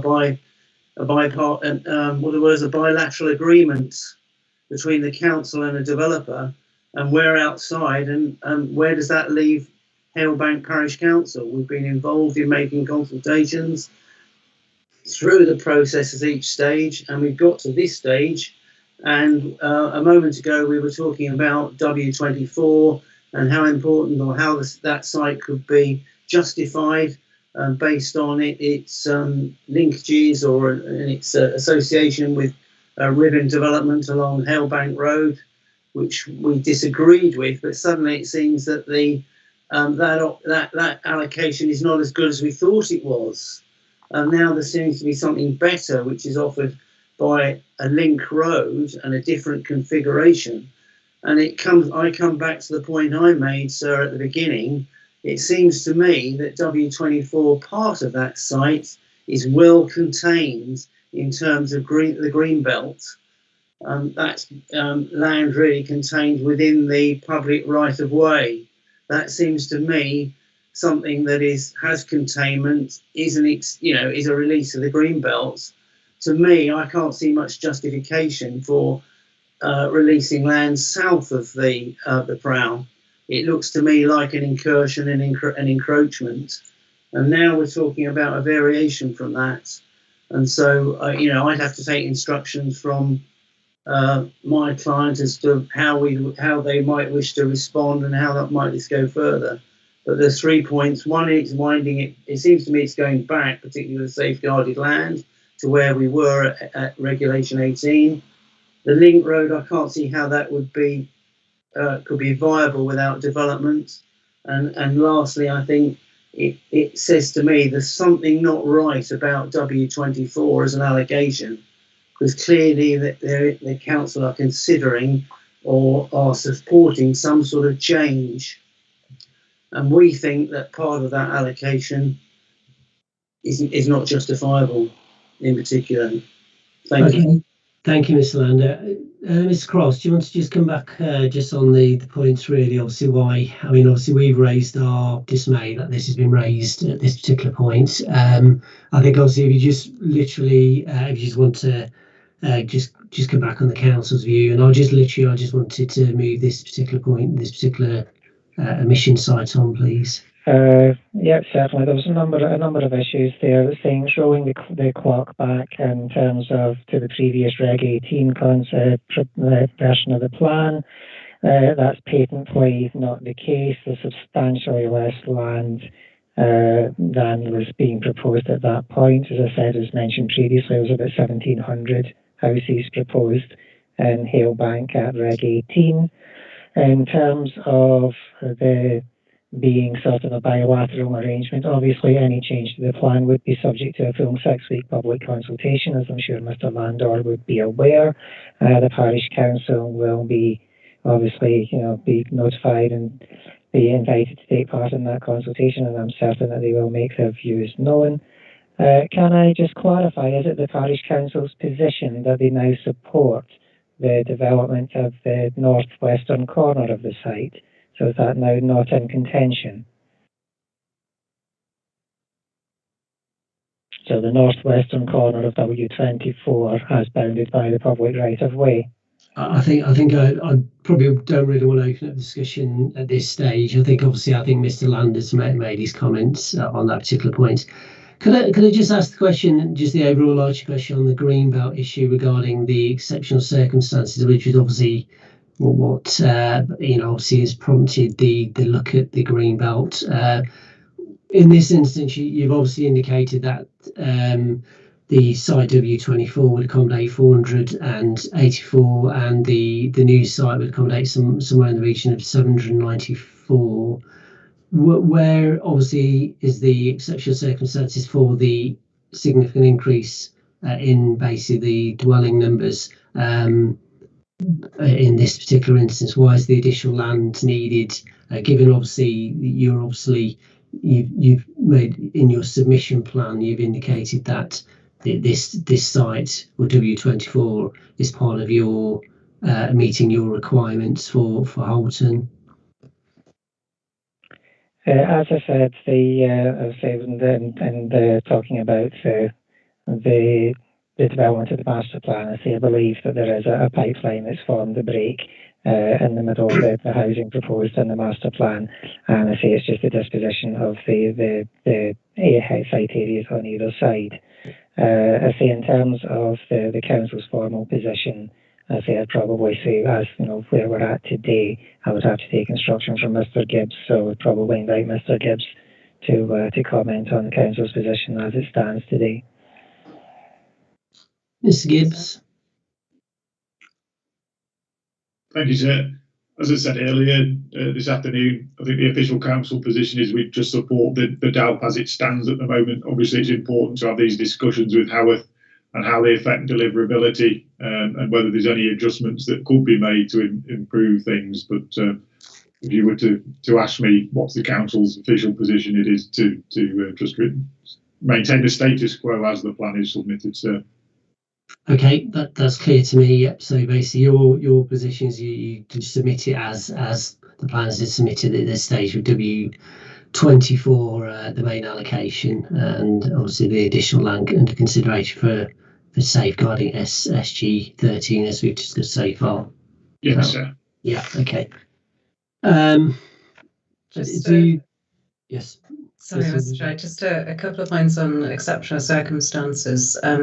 Obviously, from the council's point of view, the additional element of the suggested modified allocation is on safeguarded land. That safeguarded land was demoted, if you like, because it was no longer required to meet the housing requirement, and therefore, can exceptional circumstances be applied? Firstly, in that from that point of view, obviously I've heard the arguments that the link road would be a benefit, but I've also heard from highways that it's not necessarily needed and that the development can be accommodated within the local highway network without the link road. So I wonder where that leaves the council in terms of, the developers in demonstrating exceptional circumstances. If you have any sort of summary points from that point of view, would be welcome. In terms of the overall mix, obviously we're back into the various competing issues that are before you. We have the issue of the overall housing requirement, which we await your determination upon. You have the issue of the split of the development requirement north and south of the river, which I'm sure you will be hearing more about in Matter 17. You have the issue of the housing supply and supply of land, and we've certainly got, say in Matter 17, we still to play the Barton Wilmore game, where we will be switching obviously all the supply of the identified supply will be subject to rigorous challenge and rigorous review. Obviously, I say in terms of the plan that was submitted by the council, we believe it strikes the correct balance, and we believe that exceptional circumstances exist to justify the level of development proposed in the plan as submitted. Okay, thank you. Anything to add, Mr. Gibbs? No, ma'am. Okay, thank you. Anything else on exceptional circumstances? In general, or with regard to the safeguarded sites, ma'am? Well, I'm going to briefly touch on the safeguarded site in a moment, but in terms of the suggested amendment to the allocated site.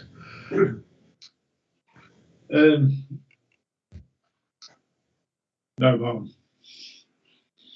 Okay, thank you. Sorry, Mr. Troy, I interrupted your train of thought there. Was there anything else you had in terms of the allocation? The developers, have they got any comments regarding the comments there about exceptional circumstances, about obviously the issues raised? Yes, sir. Just to reiterate Mr. Easton's point, so I'll let him make it probably much better than I would have. Okay, so I mean, just want to be clear, we pointed this out in our hearing statement for this particular session at paragraph 2.9. We say that in the event that you conclude that there is a need for additional land within the plan period, the exceptional circumstances which exist at the moment, in other words, the need for additional housing, will be strengthened such that allocating our preferred W24 would be the appropriate response. Now, we accept that that's going to require main modifications and consultation. So far as the exceptional circumstances for W24 and SG13 as they are currently aligned, we've already discussed that today, and our position remains the same as it was this morning and this afternoon. So I hope that's clear. So we don't say there are exceptional circumstances to release the entirety of the site now, but if you concluded that more land were needed, there would be. Okay, thank you. Understand. So just on the other headlines, Mr. Cross, in terms of potential adverse impacts and mitigations of this revised allocation versus what we've already spoken about in relation to the existing allocation, touching on the issues of contamination landscape, the other matters that we talked about in terms of biodiversity, etc. Do you see any other potential adverse impacts that we need to flag up to us now in terms of just in terms of this enlarged allocation? No, sir. As I say, the totality of the land to be removed from the Greenbelt, I say in terms of the hybrid scheme would be the same. Obviously, in terms of the proposal from Howarth, they are proposing about an additional 30 hectares to come out. So additional development at this time, and I say then the safeguarding on top of that. So that would potentially have, it's a greater land take, so it could potentially have a greater impact.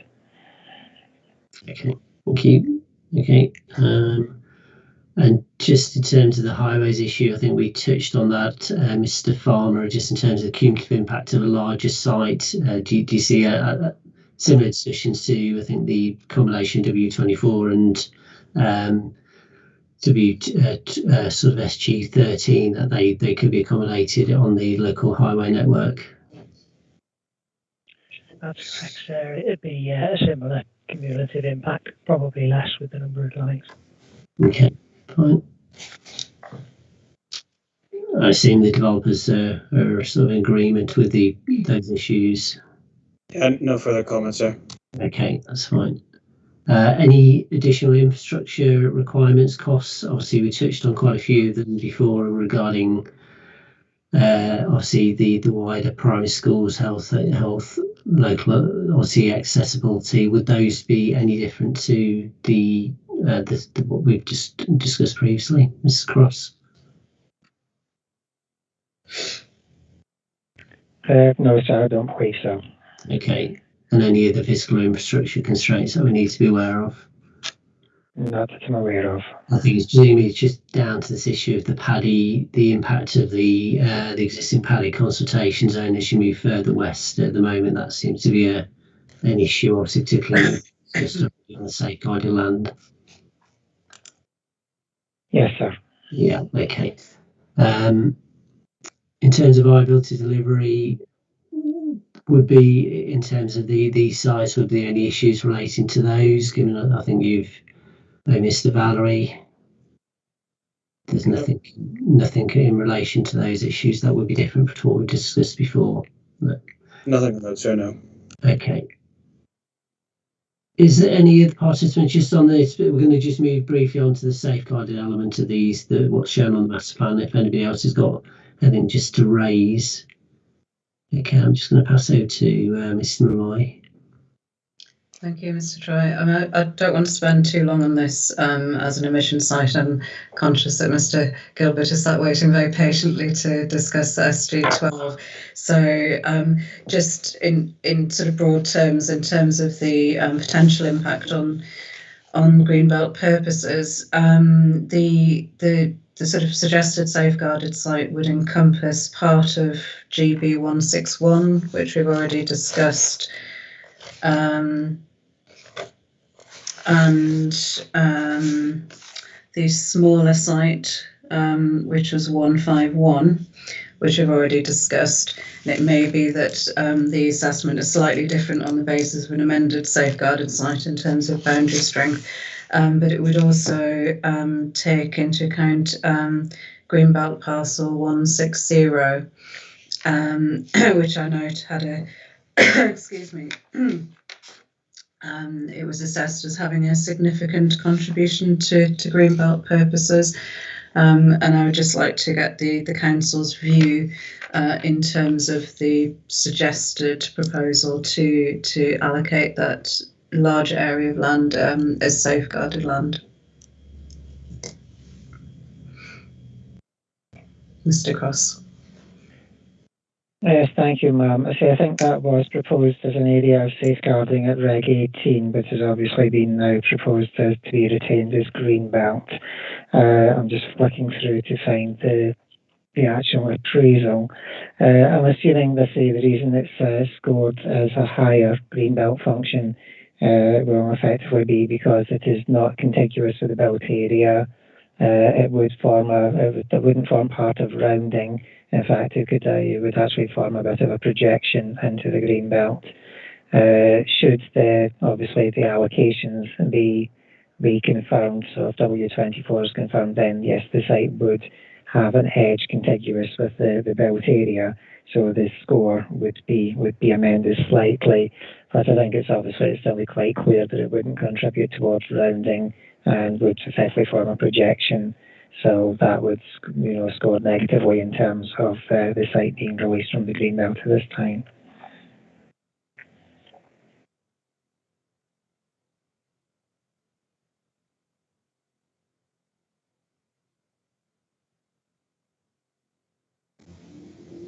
Mom, I think you've left your microphone off. It was bound to happen at some point. Thank you. Yes, and presumably it would narrow the gap towards neighbouring settlements as well. Yes, ma'am. It would obviously make a bit of narrow the gap to Hale. Obviously, in terms of the Greenbelt study, you can see that the darker area shows the areas performing a stronger Greenbelt function. I should also probably just point out that area is for the most part undevelopable due to flood risk and also for supporting habitat for the SPA. So whilst to say that the site in question could potentially be released from the Greenbelt and could potentially be developed, the issue of merging with Hale is physically not possible due to the vertical constraints on the ground. Okay, thank you. And can I just before we open up the discussion, just confirm the council's position in relation to this area, this sort of larger area of safeguarded land? Yes, ma'am. I think as Mr. Gibbs made quite clear, we don't support that at this time. Okay, thank you. Mr. Easton? Mark, I can deal with this point fairly quickly. So if you want to know what our position is in relation to the impact on the Greenbelt, particularly parcel 160, can I direct your attention to Appendix 2 to our hearing statement, which is the landscape and Greenbelt commentary prepared by Tyler Grange, because what that does is assess the Greenbelt effects of our preferred W24 allocation with the safeguarded land to the south, and expressly mentions and refers to parcel 160 and makes the point that if the W24 allocation were changed, the context in which you would be considering parcel 160 would change, because it would abut the built-up area of W24 and be next to a link road. The other point you might like to ask Mr. Cross about the gap. There is a plan attached to the Tyler Grange assessment which shows the distance between the edge of our preferred allocation safeguarded land and the settlement of Hale. So if you want a diagrammatic representation of the change in the gap, you already have it. So that will be our position on Greenbelt effects overall, and including the safeguarded land. Okay, thank you, Mr. Easton. You're happy for us to take the written submissions as read? Yes, thank you. Okay, so far hearing time. Mr. Landau, did you have any comments in relation to this additional safeguarded land before we move on? Thank you, Mark. This is the safeguarded land. Is it in the master, as proposed in the master plan? Yes, the proposed extended safeguarded site. Yeah, we would not be supporting that. We see that as a significant extension, future extension or loss of Greenbelt in the future, and it brings you closer to Hale. So it'd be something we'd be very much against. And it hasn't really been assessed, as I see it, through the plan process. Okay, thank you, Mr. Landau. We've obviously heard the submissions in terms of the suggested amended master plan and site boundaries, and obviously we will form a view on that. But we have been quite generous, I think, in allowing such a discussion, given that this is effectively emission sites. So I don't want to spend any longer on that if we can move on. I was going to suggest, given the time, we have a short comfort break before we move on to SG11. Would that be acceptable to the parties? And obviously, if there are any parties who do not wish to take part in the discussion on SG11, feel free to escape now. So well, thank you, and we shall return as 4:05. Acceptable to everybody? Okay, we shall return then. Thank you.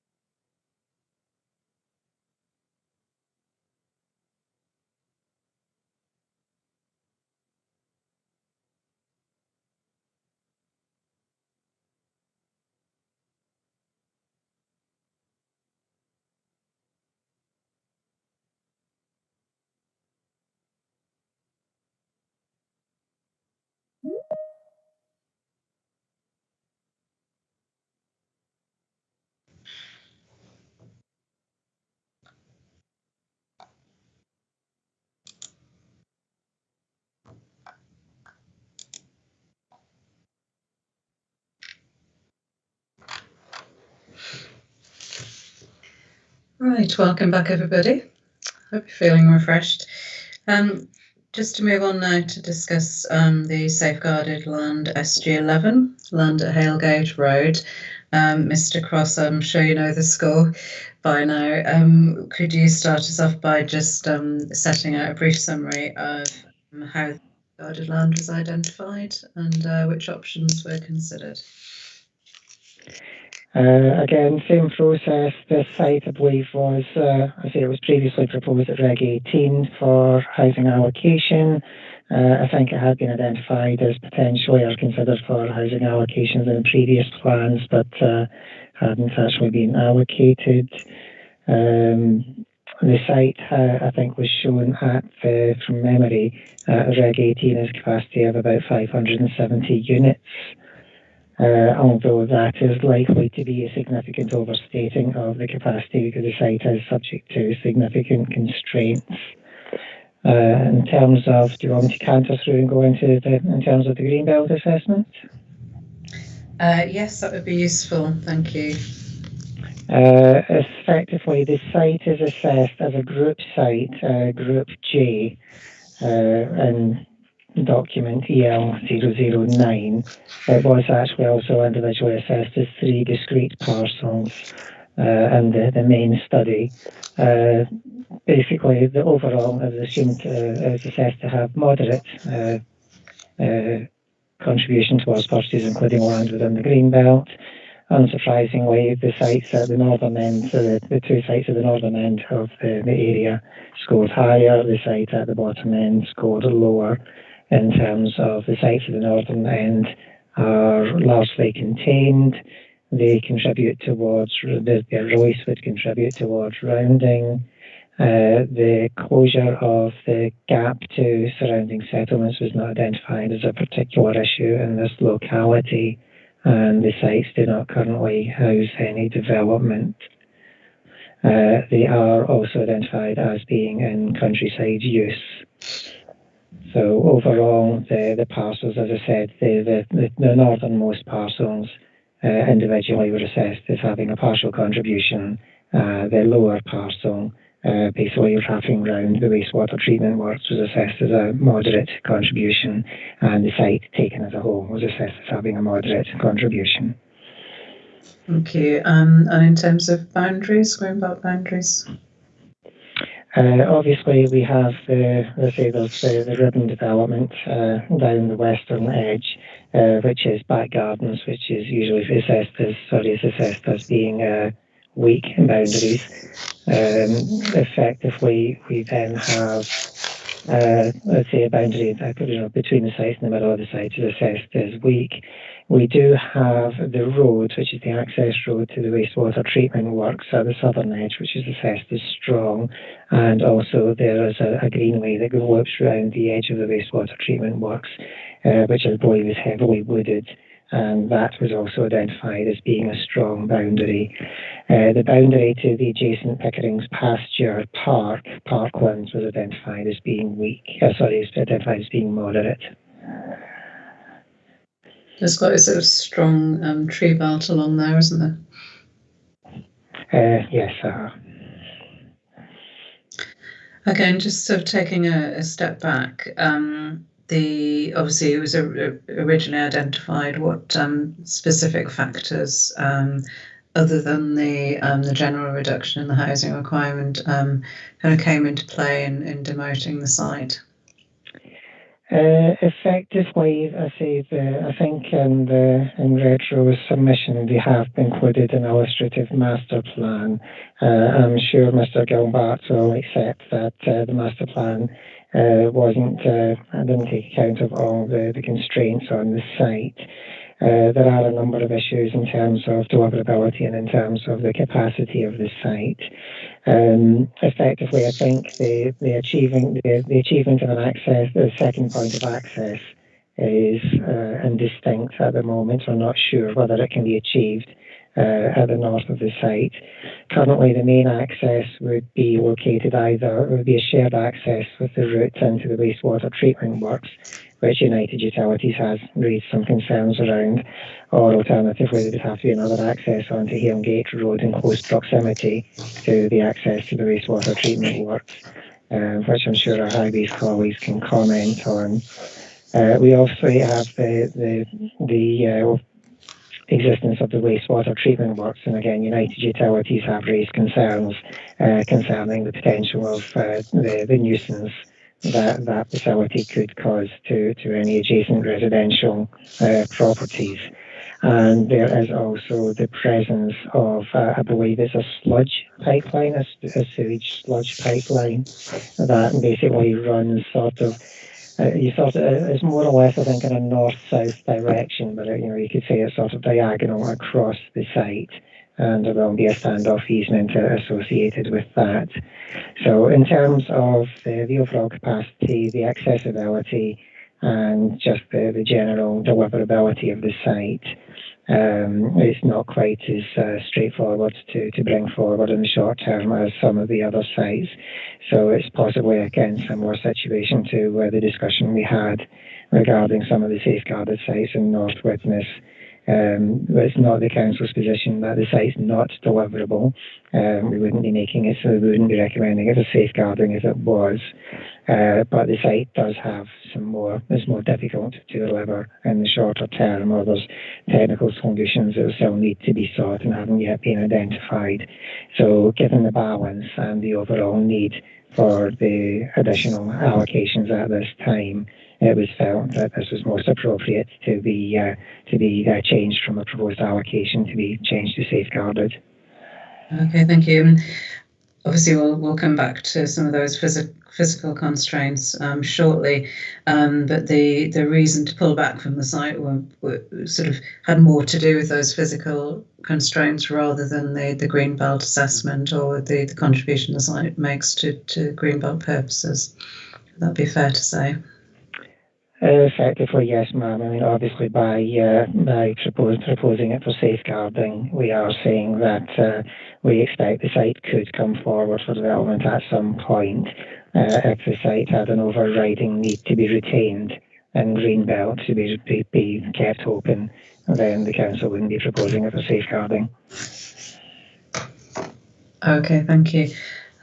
Just to open up the discussion in terms of the contribution which the site makes to Greenbelt purposes, can I ask Mr. Gilbert to confirm whether they agree with the overall assessment of the sort of the grouped parcels in terms of the Greenbelt study?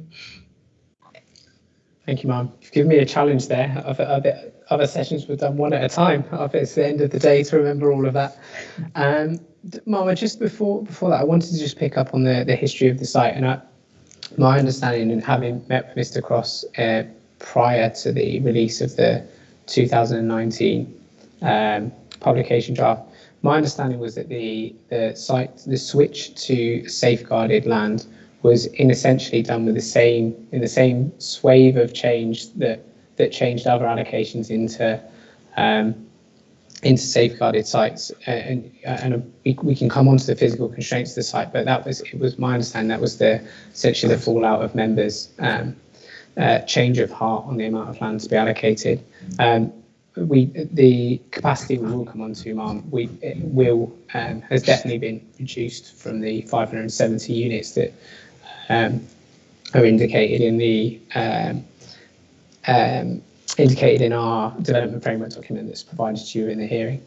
We can go through those, ma'am. On the Greenbelt assessment, the assessment at Group J, we agree with in terms of its moderate contribution. But importantly, ma'am, when we come on to the constraints on the site, which broadly separate or have the potential to separate the site into a north and south, I think it's quite important to note that the northern parcel of the site, as assessed at Greenbelt parcel 077, had a partial contribution. And I think in looking at, if you go to the mapping in 003A in your evidence documents, you'll see that that parcel performs better than most in particularly in the rounding, as Mr. Cross highlighted, particularly in the rounding sort of function of the Greenbelt. So we think that that portion sort of is an outstanding kind of parcel in this area of Hale Bank compared to its alternatives in the southern boundary of Hale Bank. In terms of the boundaries, we feel that the site is very well contained. I note Mr. Cross's point that the boundary through the middle of our site running east-west, so splitting the site into north and south, isn't as strong as its external boundaries. But as we'll come on to, our suggestion would be that the safeguarded site remains as proposed, and the southern part of that site can readily be used to deal with the physical constraints of the pipeline, which runs in a sort of southwest to northeast direction through the southern part of the site, and can be used to deal with a standoff from the wastewater works and for compensatory measures for the Greenbelt. So whilst we think the northern part of the site would be the developable part of the site and could come forward, the southern part of the site should remain as part of the safeguarded allocation to deal with the on-site constraints and add benefit to the scheme. So I'll stop at the Greenbelt comments. I've got comments on the access and other constraints. On the eastern boundary, I think I understand why the council's taken a moderate strength of boundary to the east, to the pasture area. But I think it's worthy of note that beyond that, is the River Mersey, so it's a very defensible boundary. There's going to be no further sprawl to the east here, or indeed the south, by nature of the waterworks there. Thanks, Mark. Okay, thank you. And do you consider the scope to strengthen those boundaries through any future development, Mr. Gilbert?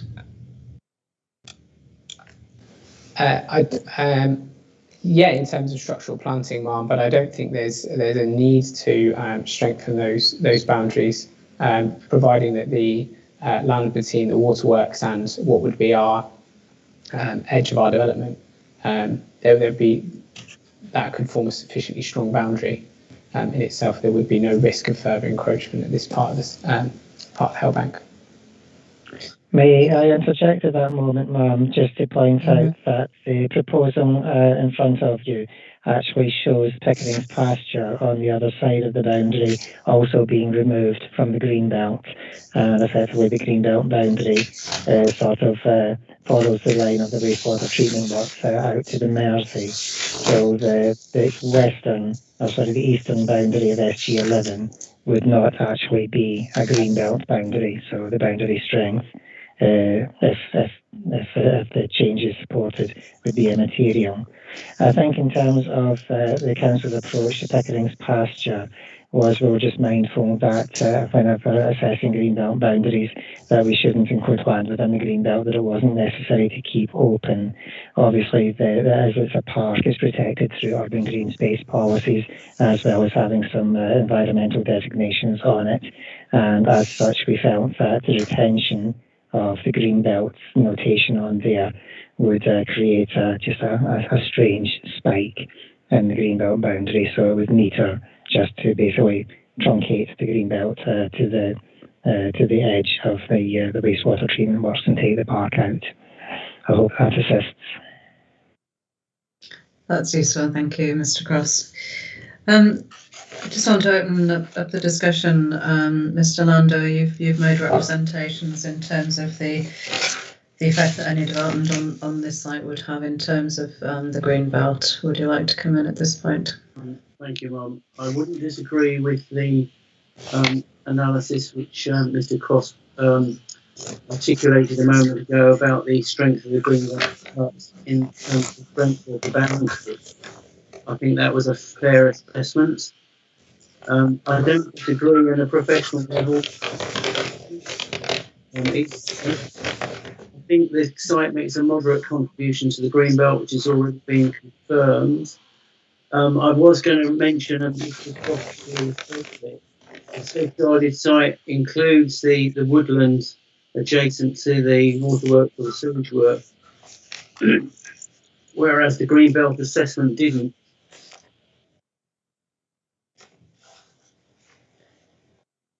I think those are my comments. The other thing I'd like to say, if you'll permit me, is that, I mean, it seems to me on this site, the strength of the Greenbelt boundaries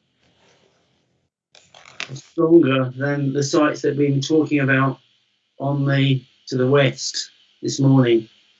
That's both the allocated site and the safeguarded site. Sorry, you're breaking up a little bit there. Just repeat that last point, please. It seems to me that the strength of the boundaries on this site and containment is stronger than on the sites that we were talking about this morning to the west, which was the allocated site W24 and the safeguarded site 13, forgive me. Okay, thank you. Mr. Cross, did you want to come back on Mr. Landor's points there? Yes, ma'am. Regarding the green edge around the wastewater treatment works, I think that had been pointed out to us previously. I would have to check whether it was actually one of our proposed modifications or corrections to the policies map that's been submitted to you. I think it might be in there. If it isn't, certainly take a note, and we're happy to make a change to show that as urban green space.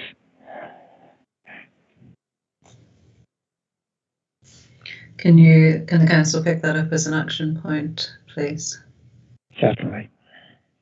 Mr. Gilbert, any objection to that? No, ma'am.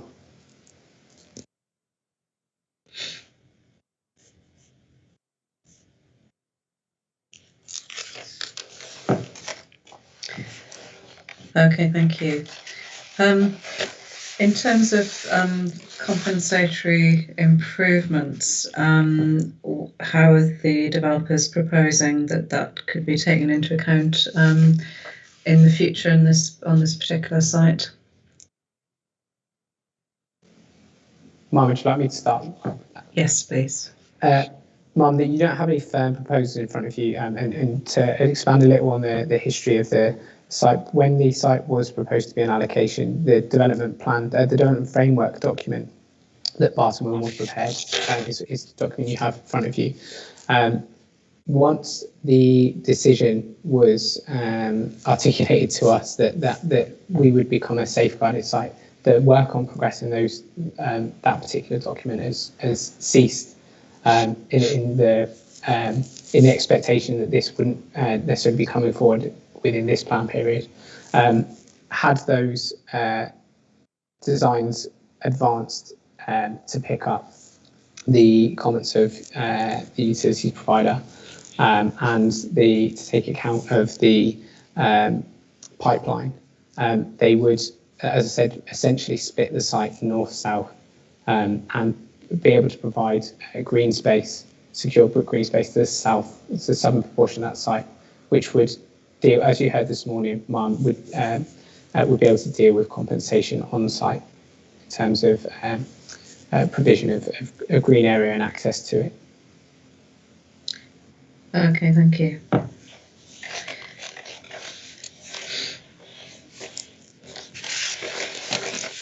Did the council have anything to add in terms of compensatory improvement? No, ma'am, we believe that improvement could be made. Obviously, there's adjacent public park with nature designation across it. There's greenways. Obviously, the Transpennine Trail runs down the water side at that point before looping inland around the area around the north of the wastewater treatment works. So there's certainly scope to link in to the recreational functions and to potentially make additions or improvements and improve connectivity to the adjacent environmental sites. Okay, thank you. Yes, Mr. Gilbert. Ma'am, I agree with Mr. Cross there. I think just an important point to note that when we come on to constraints, other constraints, I'm sure you'll come on to ecology, the only minor impact identified in our ecological work on this on the site would be, as with most sites in the area of Merseyside, is a slight additional impact on people visiting the estuary. Obviously that would be compensated as part of the payments towards the excuse me, the name escapes me, but the interim mitigation strategy.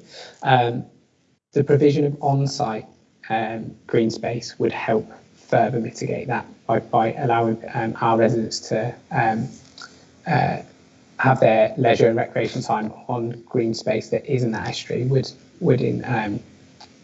mitigate that impact, Ma'am.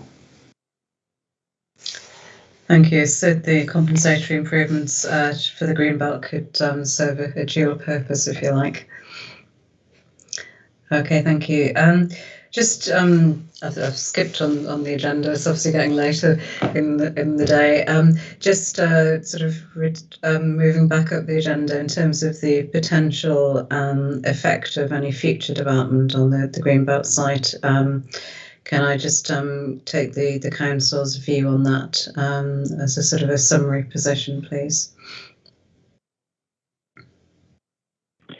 Yes, as set out in the Greenbelt study, say particularly the northern portion of the site, the development there would effectively contribute towards rounding, so it would have negligible impact upon the rest of the Greenbelt. The proposed boundary to the Greenbelt would be formed by the access road and the links round the wastewater treatment works, which are both firm, hard boundaries, limiting the potential for future encroachment. In terms of closing the gap to adjacent settlements, effectively the proposed safeguarded area extends not significantly further than the ribbon developments down Hale Gate Road, so it doesn't add significantly to closing the gap to Hale Village.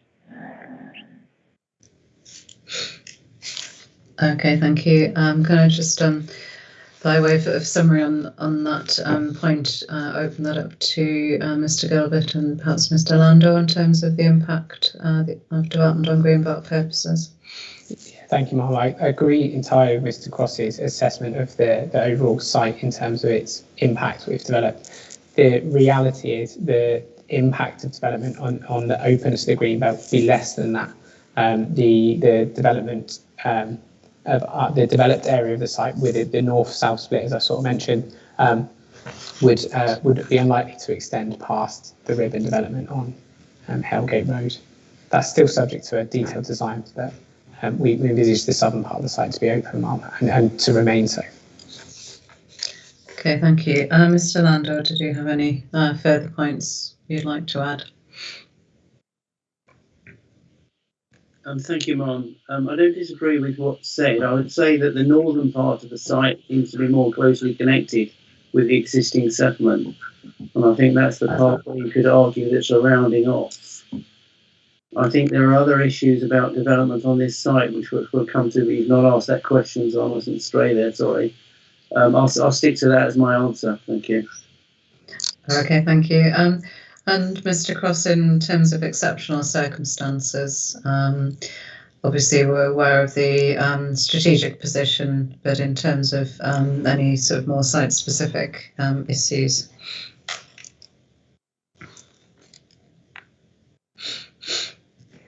Again, I say the quantum of safeguarded land proposed the council feels is justified.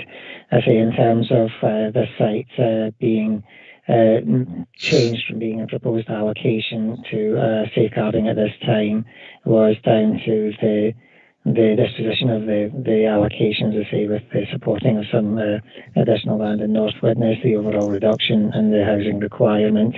It was felt that it wasn't required for release at this time.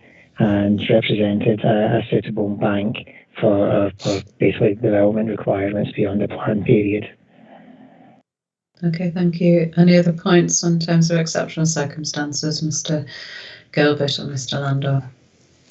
Yes, please, Ma'am. I think we raised this in a previous session, but we agree with the approach taken by the council. But I think the circa 6 years of supply that the council sets out, we say the direction of change for Halton and the wider Liverpool area would mean that 6 years was likely to be sort of a best case scenario. So I don't think there can be any sort of diminishing of those exceptional circumstances. And I noticed that our two barrister friends have left, which is ideal when I choose to disagree with them. But I think in terms of the balancing act that needs to be undertaken in terms of the exceptional circumstances. On the one hand, you have the level of need, which I think we're clear on, and on the other, you have the harm to the Greenbelt from releasing Greenbelt sites. I think in this particular case of our particular site, especially the northern part of the site, the harm that would arise from its development is very limited, which adds significantly to the exceptional circumstances case for doing so, Mark. Thank you. Mr. Lander, anything else, Stuart? Thank you, Ma'am. I think it's much of what we said on the other sites, really. The council are not clear why they're safeguarding the land. I'm sure Mr. Gilbert is sure about it, but the council have not said why they want to safeguard it, and therefore the impacts on the Greenbelt are somewhat unknown, as the purpose of safeguarding it is unclear. Exceptional circumstances. Okay, thank you. The exceptional circumstances are not demonstrated. Thank you, Mr. Lander. We're aware of your views on that particular point. Right, if there aren't any other points in terms of Greenbelt, just moving on to the potential adverse impacts of developing the site, and in no particular order. In terms of the paddy consultation zone, I believe it's middle and outer zone. Is that correct, Mr. Cross?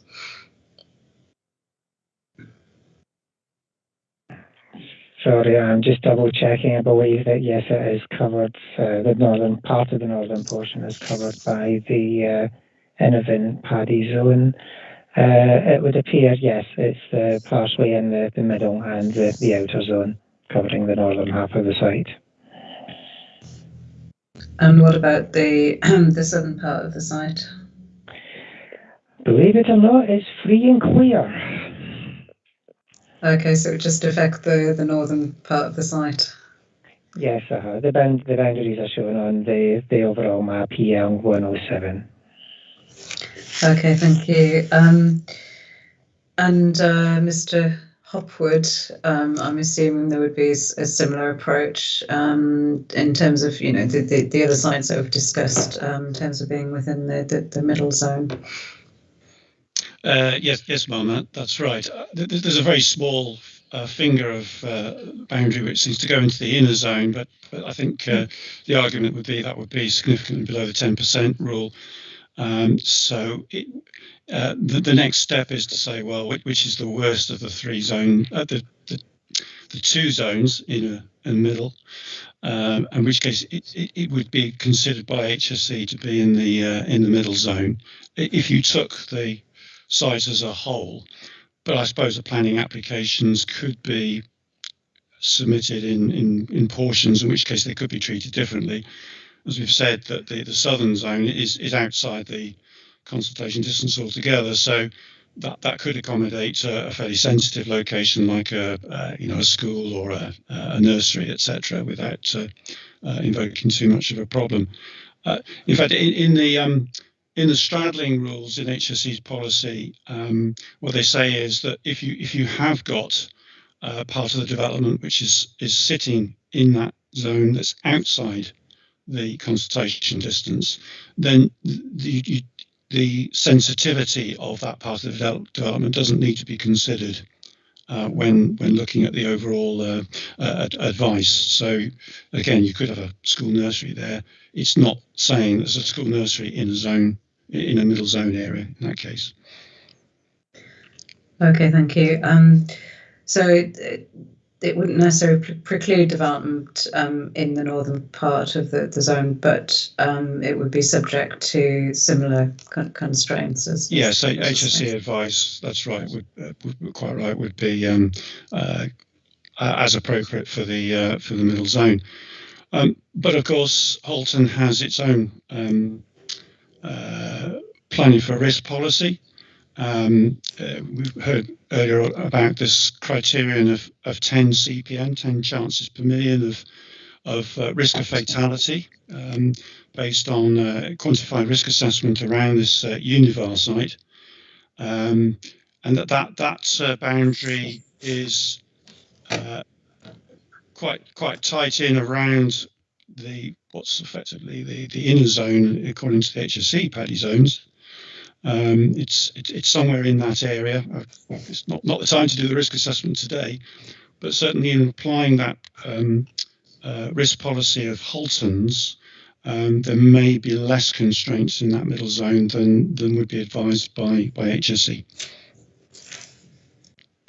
Okay, thank you for that, Mr. Gilbert. In terms of sort of technical site assessment work and looking at the impact of that in terms of the capacity of the site and density of the site, how is that being taken into account? Ma'am, thank you to Mr. Hotwood. I was just about to say that I don't think that now is the time to do that risk assessment, and I do note the guidance, and it's something that would need to be dealt with fully as part of a planning application submission and in accordance with the council's development plan policy, and noting Mr. Hotwood's guidance. I think I don't have a firm answer on that, Mark, but I would draw a distinction between our site and the sites we discussed this morning, insofar as whilst the HSE guidance is that if some of the site is in the middle zone, then all of the zones are to be treated as middle zone. Our site is quite different in terms of the amount of the site that is within the outer zone and within no zone at all. I don't have a better answer than that, Mark, but I'm certain if development management policies can deal with those risks and the middle zone covers the entirety of the site, we're quite distinct from that, and I'm thinking a better position, Mark. Okay, thank you. Any other points in terms of the paddy issue? No. Landscape character, quite similar in terms of it being identified within the Hale Shore and Farmland landscape character area. How would that be taken into account in any future development? Starting off with Mr. Cross and then Mr. Gilbert. Yes, thank you, ma'am. Again, I say the assessment was done at the broad brush level, so I looked at all the countryside south of Hale Bank and around Hale. And as a somewhat flippantly said, I say the key feature is the lack of features and the views across the river. Obviously, I say that the development would interrupt the views from parts of the site or surrounding areas, potentially across the river, but I say overall, we don't think it would have a serious impact. Obviously, I say in terms of the Greenbelt study, it did look at the rounding, particularly the sites in the northern portion, contributed to rounding because they are quite constrained. It's quite an interesting site to say, if you face one way as a very open field, and if you face the other way, it feels very different. Okay, thank you, Mr. Cross. And Mr. Gilbert, how is that being taken into account in terms of looking at the master planning for the site? Ma'am, the development framework document you have, which is still relevant in terms of its approach to landscaping, sets out a brief landscape character assessment and a proposed treatment of the site. I think we agree with Mr. Cross's broad brush assessment, but in terms of the need to enhance planting at that eastern boundary of the site and its neighbouring uses of the pasture, I think there's adequate opportunity to firm up that planting and the eastern boundary. I wouldn't expect the delivery of the site, just particularly the northern element of it, for development to have a materially negative landscape impact. Okay, thank you. Any other points in terms of landscape? Ma'am, without doing it to death, simply that the elements to the south and the availability of that for planting and its retention in the future would provide opportunities to add benefit in terms of this southern boundary to, or the new southern boundary to Hale Bank. Okay, thank you. And just moving down through my checklist here, I understand that part of the site is in flood zone 2. Is that correct, Mr. Cross?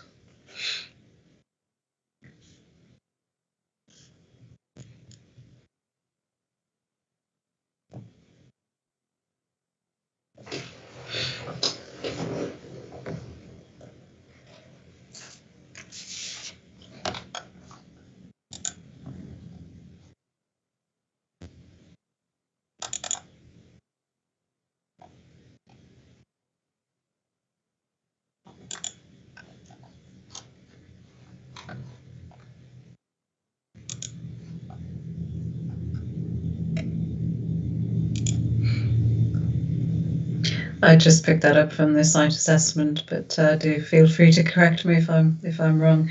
I don't think that is the case, and if it is, it's the just this slightest touch from where the nature reserve is, but with the thickness of the lines drawn, Ma'am, I think that's the extent to which I think it would come into the site, the area that you're perhaps looking at.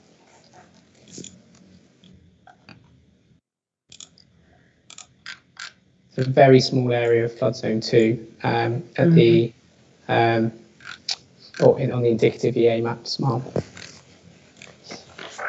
Okay, so I'll just pick that up from the I think from the site assessment. I also have a note that's within high risk of surface water flooding. Again, feel free to correct me if I'm wrong. Mr. Farmer, can you clarify for us? Yes, thank you, Mum. Yes, agreed with what's been said. I'm just checking the EA flood maps at the moment. The flood risk from the rivers and the sea, there is just a very small proportion that comes into the site. I'd need to check separately the flood map for planning, but generally they're similar. From the point of view of surface water, yeah, there is quite a large swathe of various risk profiles running across the site, particularly the northeast edge. And I would suggest that the development master plan would need to be planned accordingly to deal with that. The route of that flooding does correspond with part of the pipeline route. So I would expect that, as I say, that would affect the master planning layout of the site. Okay, thank you for that clarification, Mr. Farmer. I mean, in terms of any sort of initial site assessment work, how is that being taken into account, Mr. Gilbert? Mark, we don't have a detailed drainage strategy for the site, but in a similar sense to the Greenbelt compensatory measures, we've got adequate, more than adequate to deal with surface water drainage. I'd be surprised if we couldn't achieve a significant sort of betterment in surface water flooding there with the amount of land room we have for compensatory measures, Miles. Okay, thank you. So any sort of flood risk issues could be overcome, if you like, as part of the mitigation for the development. Yes, ma'am, and just to reiterate, the site is if not 100%, 99% in flood zone 1, so it's not that won't be a difficult thing to resolve, ma'am. Okay, thank you. It's not me being pedantic. I just picked it up from the site assessment. I think it's your job, ma'am. No, if I can interject to say, I think this is one of the issues that we did have. I think we had a an early issue with the Environment Agency, where obviously they ran the site polygons against the flood risk maps and identified a number of sites where very small portions of the site were within the higher risk areas. The council took the view that rather than artificially pulling back the designated areas in order to exclude the higher flood risk zones, and basically end up with sort of silly boundaries, that it would just be more pragmatic to retain the existing boundaries, and obviously where there is flood risk affecting a small portion of the site, that effectively that would be mitigated by the design. So either that obviously development would avoid those areas, or that the design would be worked around, mitigating for the impacts of that risk. So I say this might be the case where this is one of the sites where some other authorities may have tweaked the boundary in order to give you a 0% figure. We chose not to do that, so there will be a number of sites where you'll have the 1 or 2%, but obviously we have fully consulted with the Environment Agency, and where necessary, they've identified the needs we have undertaken SFRA2, and that's obviously quite clearly not the case in this site. It's a small proportion. Okay, thank you, Mr. Cross. Keeping on a water theme, again, site assessments pick up the facts within the groundwater protection zone 3. Is that correct, Mr. Cross? Again, if the site assessment says that, yes, that will be the case. You see, United Utilities haven't raised any particular concerns over groundwater in this location. I say the only site in the borough where they raised a specific issue was the Pex Hill. And I think that was simply because it was one of their boreholes and they had recently reactivated it for potable water. Okay, thank you. But again, not a prohibitive constraint. Thank you. Contamination 1%. I'm guessing that's due to similar issue. I say we'll submit the plan. Effectively, as you say, all that we've done is we've pulled out the water features to identify the water features that have previous water features that have been identified on the potentially contaminated land register. We can include the entirety of the area and other categories within the register. I know that our contaminated land colleagues are a little nervous about us publishing the register, the mapping in full, simply because it's easily misinterpreted. So they'd rather basically, whatever, people have access to the register. It's through themselves so they can explain the context. But I say in terms of the previous water features, I think it shouldn't cause a problem. So we'll say that's ready to go, and we'll supply that to the programme officer at the close of this hearing. That'd be useful, thank you. Just moving now on to biodiversity, but before we get on to the RAMS RSPA issue, obviously the site is adjacent to the Pickering's Pasture local wildlife site. What would the potential impact be on that? Would you like me to go first on that? Is that for Mr. Cross? Mr. Cross first. There haven't been particular impacts identified.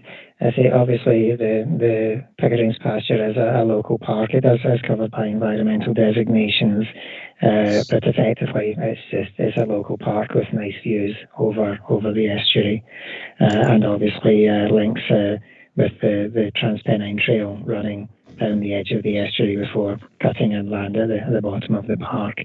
So we feel that this site can be developed without detriment to the environmental designations and the environmental interest of the park.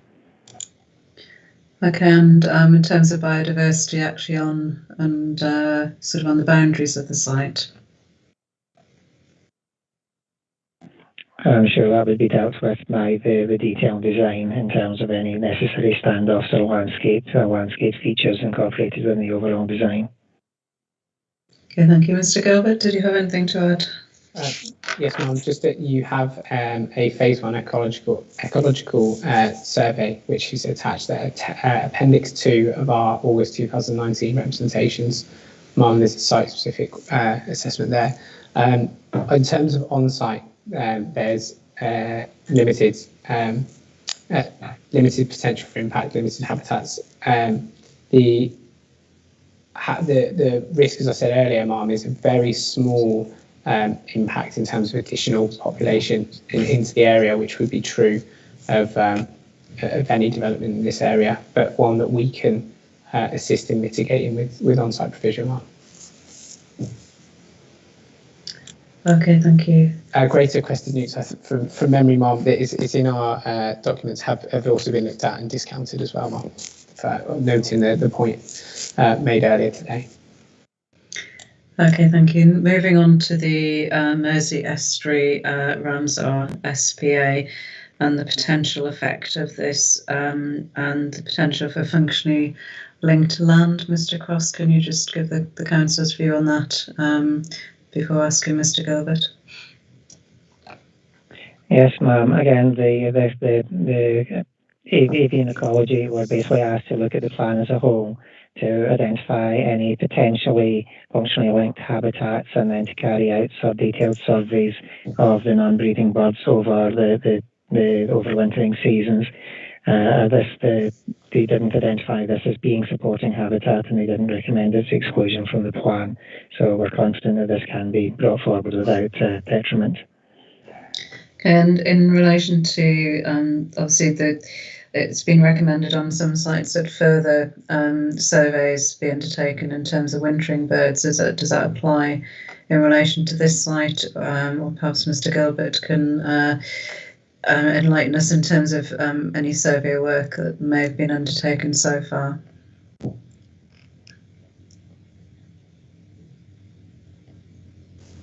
Sorry, ma'am, Mr. Cross's conclusions are supported by our ecology survey. I will quickly search for you. I don't think any wintering bird surveys have been picked up, ma'am.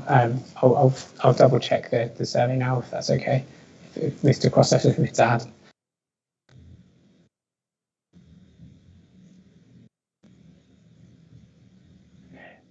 Oh, sorry, Ma. It's effectively, I say, I would have to double and just trying to flick through and find see if it has been identified as if the birds, the appropriate bird species were identified as using the site. There may well be a case that if the site, as and when the site comes forward for development, yes, it would have to be supported by bird surveys.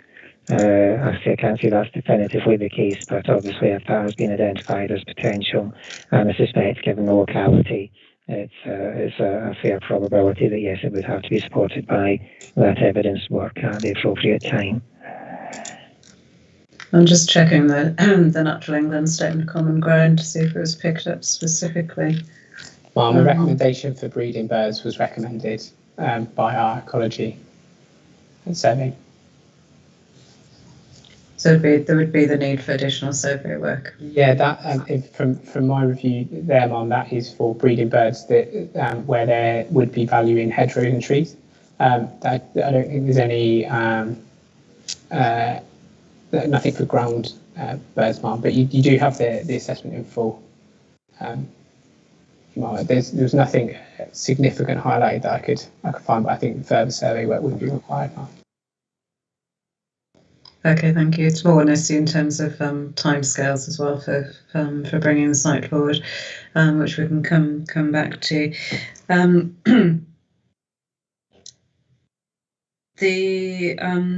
Well, I'm going to take the Grade 2 agricultural land first because that's going to be a quicker point. Presumably it is Grade 2 agricultural land, and the same. The council position is the same in relation to other sites.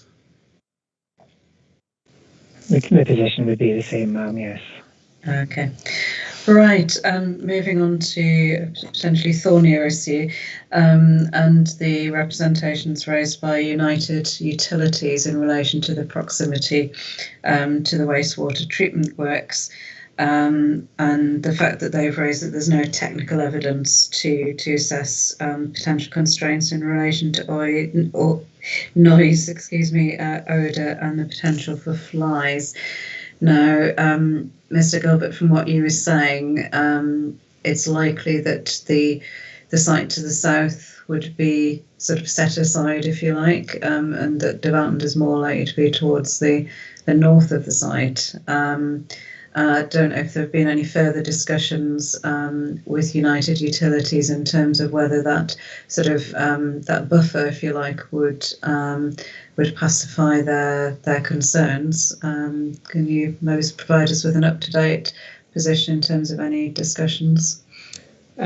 Ma'am, from our side, there haven't been further discussions with United Utilities that we're aware of, although the location of the pipeline we discussed and at the time when we went to speak to Mr. Cross, and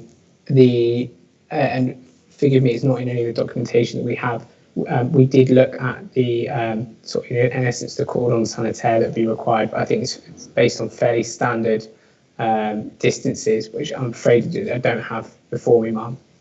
But it broadly split the site north-south about in half, ma'am. But we haven't further discussed that with United Utilities. I don't know if that's something Mr. Cross has discussed further. Mr. Cross? No, ma'am. Obviously, we, as the United Utilities, have raised the issue. Obviously, they're concerned about an increase in nuisance complaints if the residential population in very close proximity is increased. Obviously, they have been in discussion with Redrow and the consultants basically saying that obviously if the site was to come forward, it have to be supported by various studies or surveys to the satisfaction of our environmental health department to make sure that a satisfactory residential environment could be achieved. But I think it sounds like they're a little bit away from that level of detail. But it certainly is something I say that whilst it might go to the overall capacity of the site, it doesn't go to the delivery of the wider site. And there's a sort of detail that will be picked up at the development application stage. And obviously, noise and odour kind of carry, if you like, across any sort of physical boundaries. Is there a sense that the southern part of the site would be sufficient standoff to alleviate those concerns? We would note that there are residential properties already in reasonably close proximity to the wastewater treatment works on Hale Road. I'm not aware that there's a strong record of complaints about the facility. Obviously, the site is located to the wastewater treatment works is located to the south. The prevailing winds do tend to be westerly, so it would tend to blow any odours out across the estuary, where obviously the effects would be diluted before they get to residential properties on the other side. Okay, thank you. But certainly from the discussions, it seems that there would be a solution to those sort of concerns in terms of the sort of master planning of the site. We believe so, yes, ma'am. Okay, thank you. Were there any other physical constraints that I've perhaps missed, or was that the main ones before we get on to accessibilities and highways? No. Right. Just in terms of accessibility, obviously it's fairly close. The site's fairly close to the centre, and I'm assuming that the accessibility will be very similar to the allocated site we discussed earlier. Any disagreement on that? Ma'am, I think that our ability to our proposal at the moment is indicatively to go on to the north to Mersey View Road and to have direct access onto there, which I think would, whilst similar, I think is probably preferable in terms of accessibility into the services in Hale to the allocation. but not significantly so, Mark. It wouldn't involve walking out of the site and then along the main road, Mark. I think we could get a more direct route. That's the intention. Okay, thank you. Mr. Farmer, did you have anything to add in terms of accessibility to public transport? No, not really, Ma'am. In terms of public transport, as Mr. Gilbert's just said, should an access be able to be secured to the north, and that is closer to the termination point at Bagley Avenue of one of the bus services that we were talking about earlier, the 62. Okay, thank you. And obviously, the site, certainly the northern part of the site, is accessible to services in the centre. Just moving on to briefly education and healthcare. Again, similar position. Feel free to correct me if I'm wrong to earlier sites. It's the same, ma'am. Yeah, brilliant, thank you.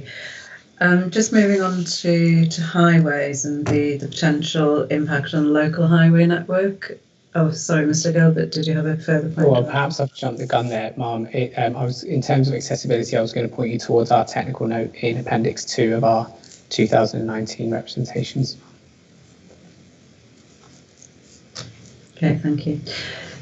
So yes, in terms of the potential impact on the local highways network, can the council just start off in saying, you know, what potential impact there would be?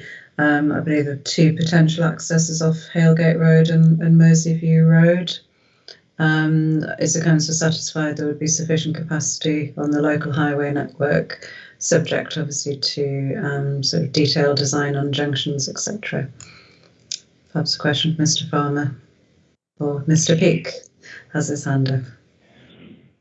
Yes, just before I go to Mr. Peake, sorry. Yes, I mean, generally, we believe there's sufficient capacity. Yeah, the actual detail of accessing those sites, I think will need some more consideration. Yeah, I would hand over to Mr. Peake. Sorry about that. Okay, thank you, Mr. Peake. Oh, thank you, Mr. Farmer. Thank you, Ma'am. When we initially considered the site, we looked at the availability of access onto the existing network. There's a clear link into the site available to the south onto Halegate Road, adjacent up to the existing access down to the UU facility. There is a point of connection onto Halegate Road via Garnett's Lane, which is currently a very narrow section of road, but it has the benefit of bringing you out towards the bus services that run north-south along Halegate Road. And then we looked along Merseyview Road. The issue with the northern boundary is that the site does not directly abut the adopted network, and although there does seem to be a bit of a link shown through on the red line plan, there does appear to be a pumping station in the vicinity of that particular point of connection, which does raise some concerns as to how the site could be accessed via Merseyview Road. We're not saying it's beyond the realms of possibility with a land assembly. Likewise, the improvement of Garnett's Way could be achieved via a land assembly, but the immediate connections, it does raise some issues, not considered to be insurmountable, but not as clear-cut and obvious as sites with better frontage. In terms of building on that southern access point, we do consider it to be a suitable access to the lower end of the site, but as we pointed out in previous discussions, the Highway Authority for a development of this scale would seek to see at least two access points to allow for resilience and permeability. Thank you, that's very useful, Mr. Peake. Mr. Gilbert, would you like to respond to those particular points, particularly in terms of any technical work that's been undertaken? Yes, please, Ma'am. So the summary of the access points outlined just a moment ago, Ma'am, is correct as far as our conversations with the Highways Authority have gone thus far, and that's where the design process was essentially left on ceasing design work. You'll note from our design, from our Highways technical note, which I pointed you towards earlier, we've shown that access can be created onto Hale Gate Road. The access there would have been much more, the requirement for an access standard would be much higher with a proposal for 570 odd homes. That's likely to be dramatically reduced. We'd say by half at least, Ma'am. And obviously the paddy zones will need to be taken into account as well, as we discussed earlier. So it would be worth going back perhaps to the Highways Authority to understand with a development of half whether or not at least 2 accesses would be required. With that, further design work hasn't been done, but we felt confident we could achieve access for 570, so certainly more confident about a much lower amount of development. And I'd suggest the secondary accesses into Garnet Lane and Merseyview Road would likely to be either emergency vehicles or pedestrian cycle routes. It may be the case that we can rely on one vehicle access. And in terms of the technical note, was that relying in terms of an access on the southern road which leads to the wastewater treatment works? No, there were 2 options investigated, Ma'am, access onto that road, but the one presenting the technical note looked at access directly onto Hale Gate Road. Okay, but not via Garnet's Lane, where? No, that was a secondary solution as well, Ma'am. So both were proposed as secondary solutions within our master plan work, but that wasn't investigated in the technical note. Okay, so just to remind me, the access would be what, to the south of the ribbon development on Hale Gate Road? That's right, Ma'am. Yeah. Okay. Can I just come back to the council, Mr. Farmer, Mr. Peake, and whether they've seen that technical note and their view on that proposed access? Yeah, I can respond to that, Ma'am. Sorry, John. I have not had a chance to review the technical note that's referred to by Mr. Gilbert. We're basing our discussion to date on the indicative master plan that was contained in the document. So when Mr. Gilbert has referred to north-south splitting of the site and particular access arrangements and the technical note, we haven't had a chance to consider that detail. If Ma'am would like us to, we'd obviously have an opportunity to review and pass information back through the correct channels if that suits. I can move on to the terms in terms of a reduced number of properties and dwellings. We do allow a smaller number of dwellings to be set by a single point, providing there is suitable emergency links into the site. But what we would point out is that an emergency link needs to constitute more than just servicing for emergency vehicles, just in terms of resilience. For an adoptable section of housing development, internal roadways, we like to be able to make sure that we can maintain them without leaving people trapped in their homes. Okay, that's useful. Thank you. Mr. Gilbert, did you want to respond to that? Yeah, Ma'am, if it's helpful, I think the Highways Authority may have seen the note. The note was produced in February 2018 and referred to the 570 units that we spoke about earlier. So, and that came in with our representations. And I'd hope it's read alongside the master planning work, which so it was all sort of done at the same time, Ma'am. What my suggestion was that we'd need to I haven't provided additional information to accompany a north-south split of the site, but we'd hope that what was good for 570 would be more than adequate for sort of 250 units, Ma'am. Okay, thank you, Mr. Gilbert. Just picking up on this point of the access onto Merseyview Road, and that there may need to be sort of land consolidation, if you like. What's your understanding of that in terms of work undertaken so far? Ma'am, the work that the Highways Authority have seen is essentially as far as we got on that secondary access point. But then that isn't our only option for a secondary access point. Garnet Lane would be another option, which is also discussed within the technical note and our framework document. Okay, thank you. But in your view, do you think an access off Merseyview Road could be achieved? Yes, ma'am. That was the intention. So just coming back to the council, obviously perhaps the access is not as straightforward as some sites, but from the council's point of view, any access issues would not be insurmountable. Would that be a correct summary? Sorry, Mum, is that for me? That's for the council. Yeah, just checking. Either Mr. Farmer or Mr. Peake. Yes, ma'am, it's Mr. Peake.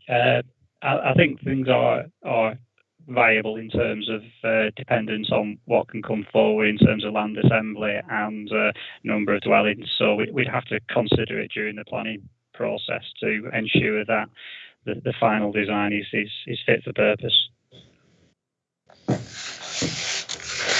Okay, thank you. Not wanting to put you on the spot, but I will do anyway. Do you consider that there is likely to be a technical solution to achieving an access, suitable access or accesses into the site, Mr. Peake? Yes, I believe there is options available. Not a single option. There are several options available to our developer to bring the site forward. But again, it's not as simple as other sites. It will require other interventions.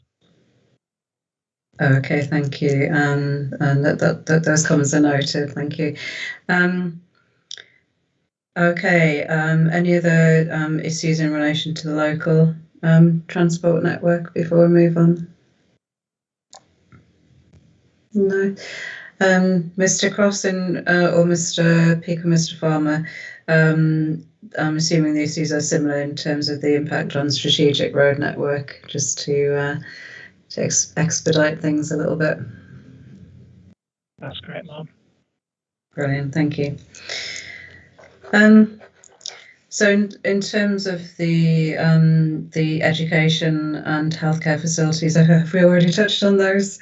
It's been a very long day. I think we have, haven't we? We have, ma'am. The same as the adjacent sites. Thank you. And in summing up, in terms of the physical constraints, I believe they are assessed as being moderate physical constraints in the site assessments. Would Mr. Gilbert agree with those constraints, that assessment of those constraints? Yeah, Ma'am. How the council's chosen to summarise them and label them, I think is neither here nor there. I think we're fairly clear on what the actual constraints are, Ma'am, and we're comfortable the council has the correct grasp on that. And Mr. Cross, is the council satisfied that the policy safeguards in the plan and proposed mitigation would be sufficiently effective, that there would not be the need for additional site-specific criteria? I think, sort of bearing in mind the United Utilities objection and issues that they've raised. Yes, we do, ma'am. Obviously, any application would be considered by environmental health colleagues, and I say if there's particular issues in relation to a site, that would be raised through the application process and dealt with fully. Okay, thank you. And other than those discussed, are there any other infrastructure requirements or costs which may prevent the site from coming forward in the future? I think we've been quite comprehensive there in our discussion. Not that we're aware of, no. Okay, thank you. In terms of the availability of the site, turning just to Mr. Gilbert to confirm, I believe your client, Redrow, have an option to deliver the top portion of the site. Is that correct? Ma'am, they have an option on the whole of the the whole of SG11.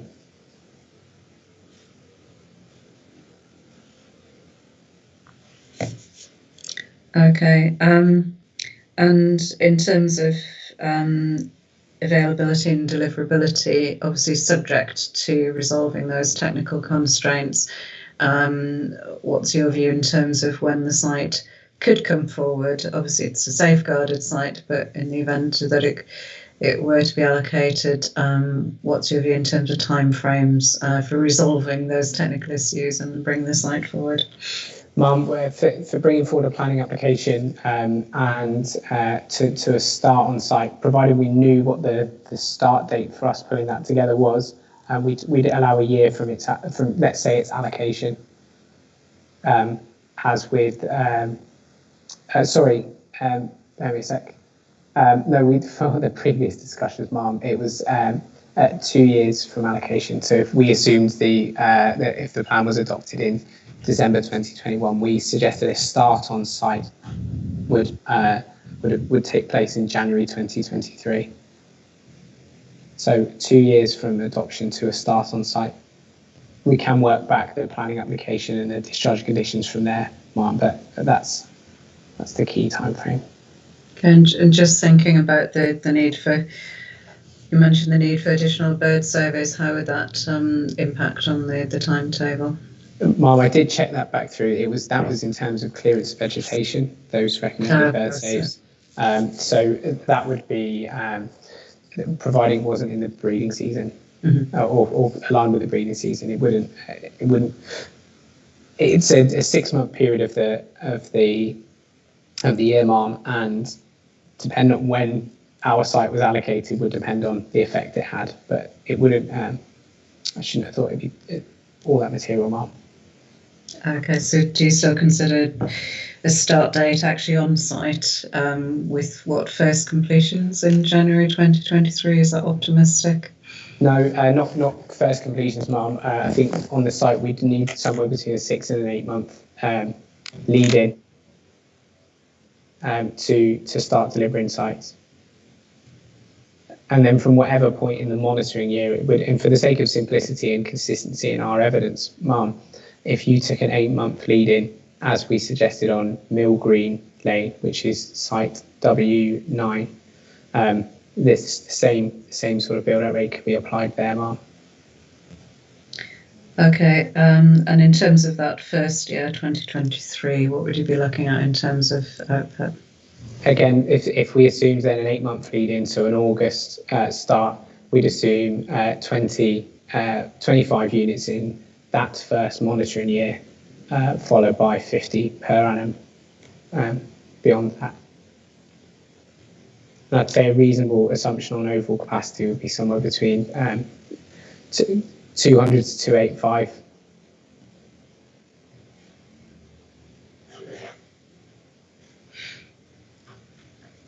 Okay, thank you. And Mr. Cross, from the council's position, given the sort of technical issues with the site and experience you sort of in dealing with similar applications in the area, would that sound a reasonable sort of time frame were the site to be allocated?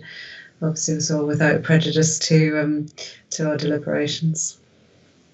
Yes, that seems reasonable. And again, the previous capacity identified on the site, it was mentioned that it would be about half of the previous capacity is 285.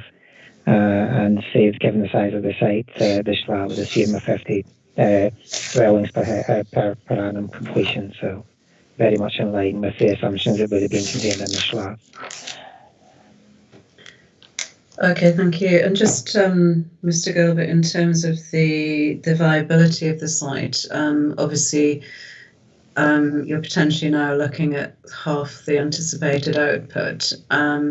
How would that affect the overall viability of the site, in your view? Mom, there's nothing to suggest concern on viability, Mom, and I think the developability of the site is likely to be reflected in discussions with the landowner in taking up the option, Mom. I don't see any issues there, Mom. Okay, thank you. Right then, I think that sort of answers my questions. Unless anybody has any other points they'd like to raise in relation to SG11? No? Brilliant. Well, thank you once again for your patience. It has been a long day for those who've been part of the full session. And we shall adjourn tomorrow at 9:30 to discuss sites in Runcorn. Thank you very much.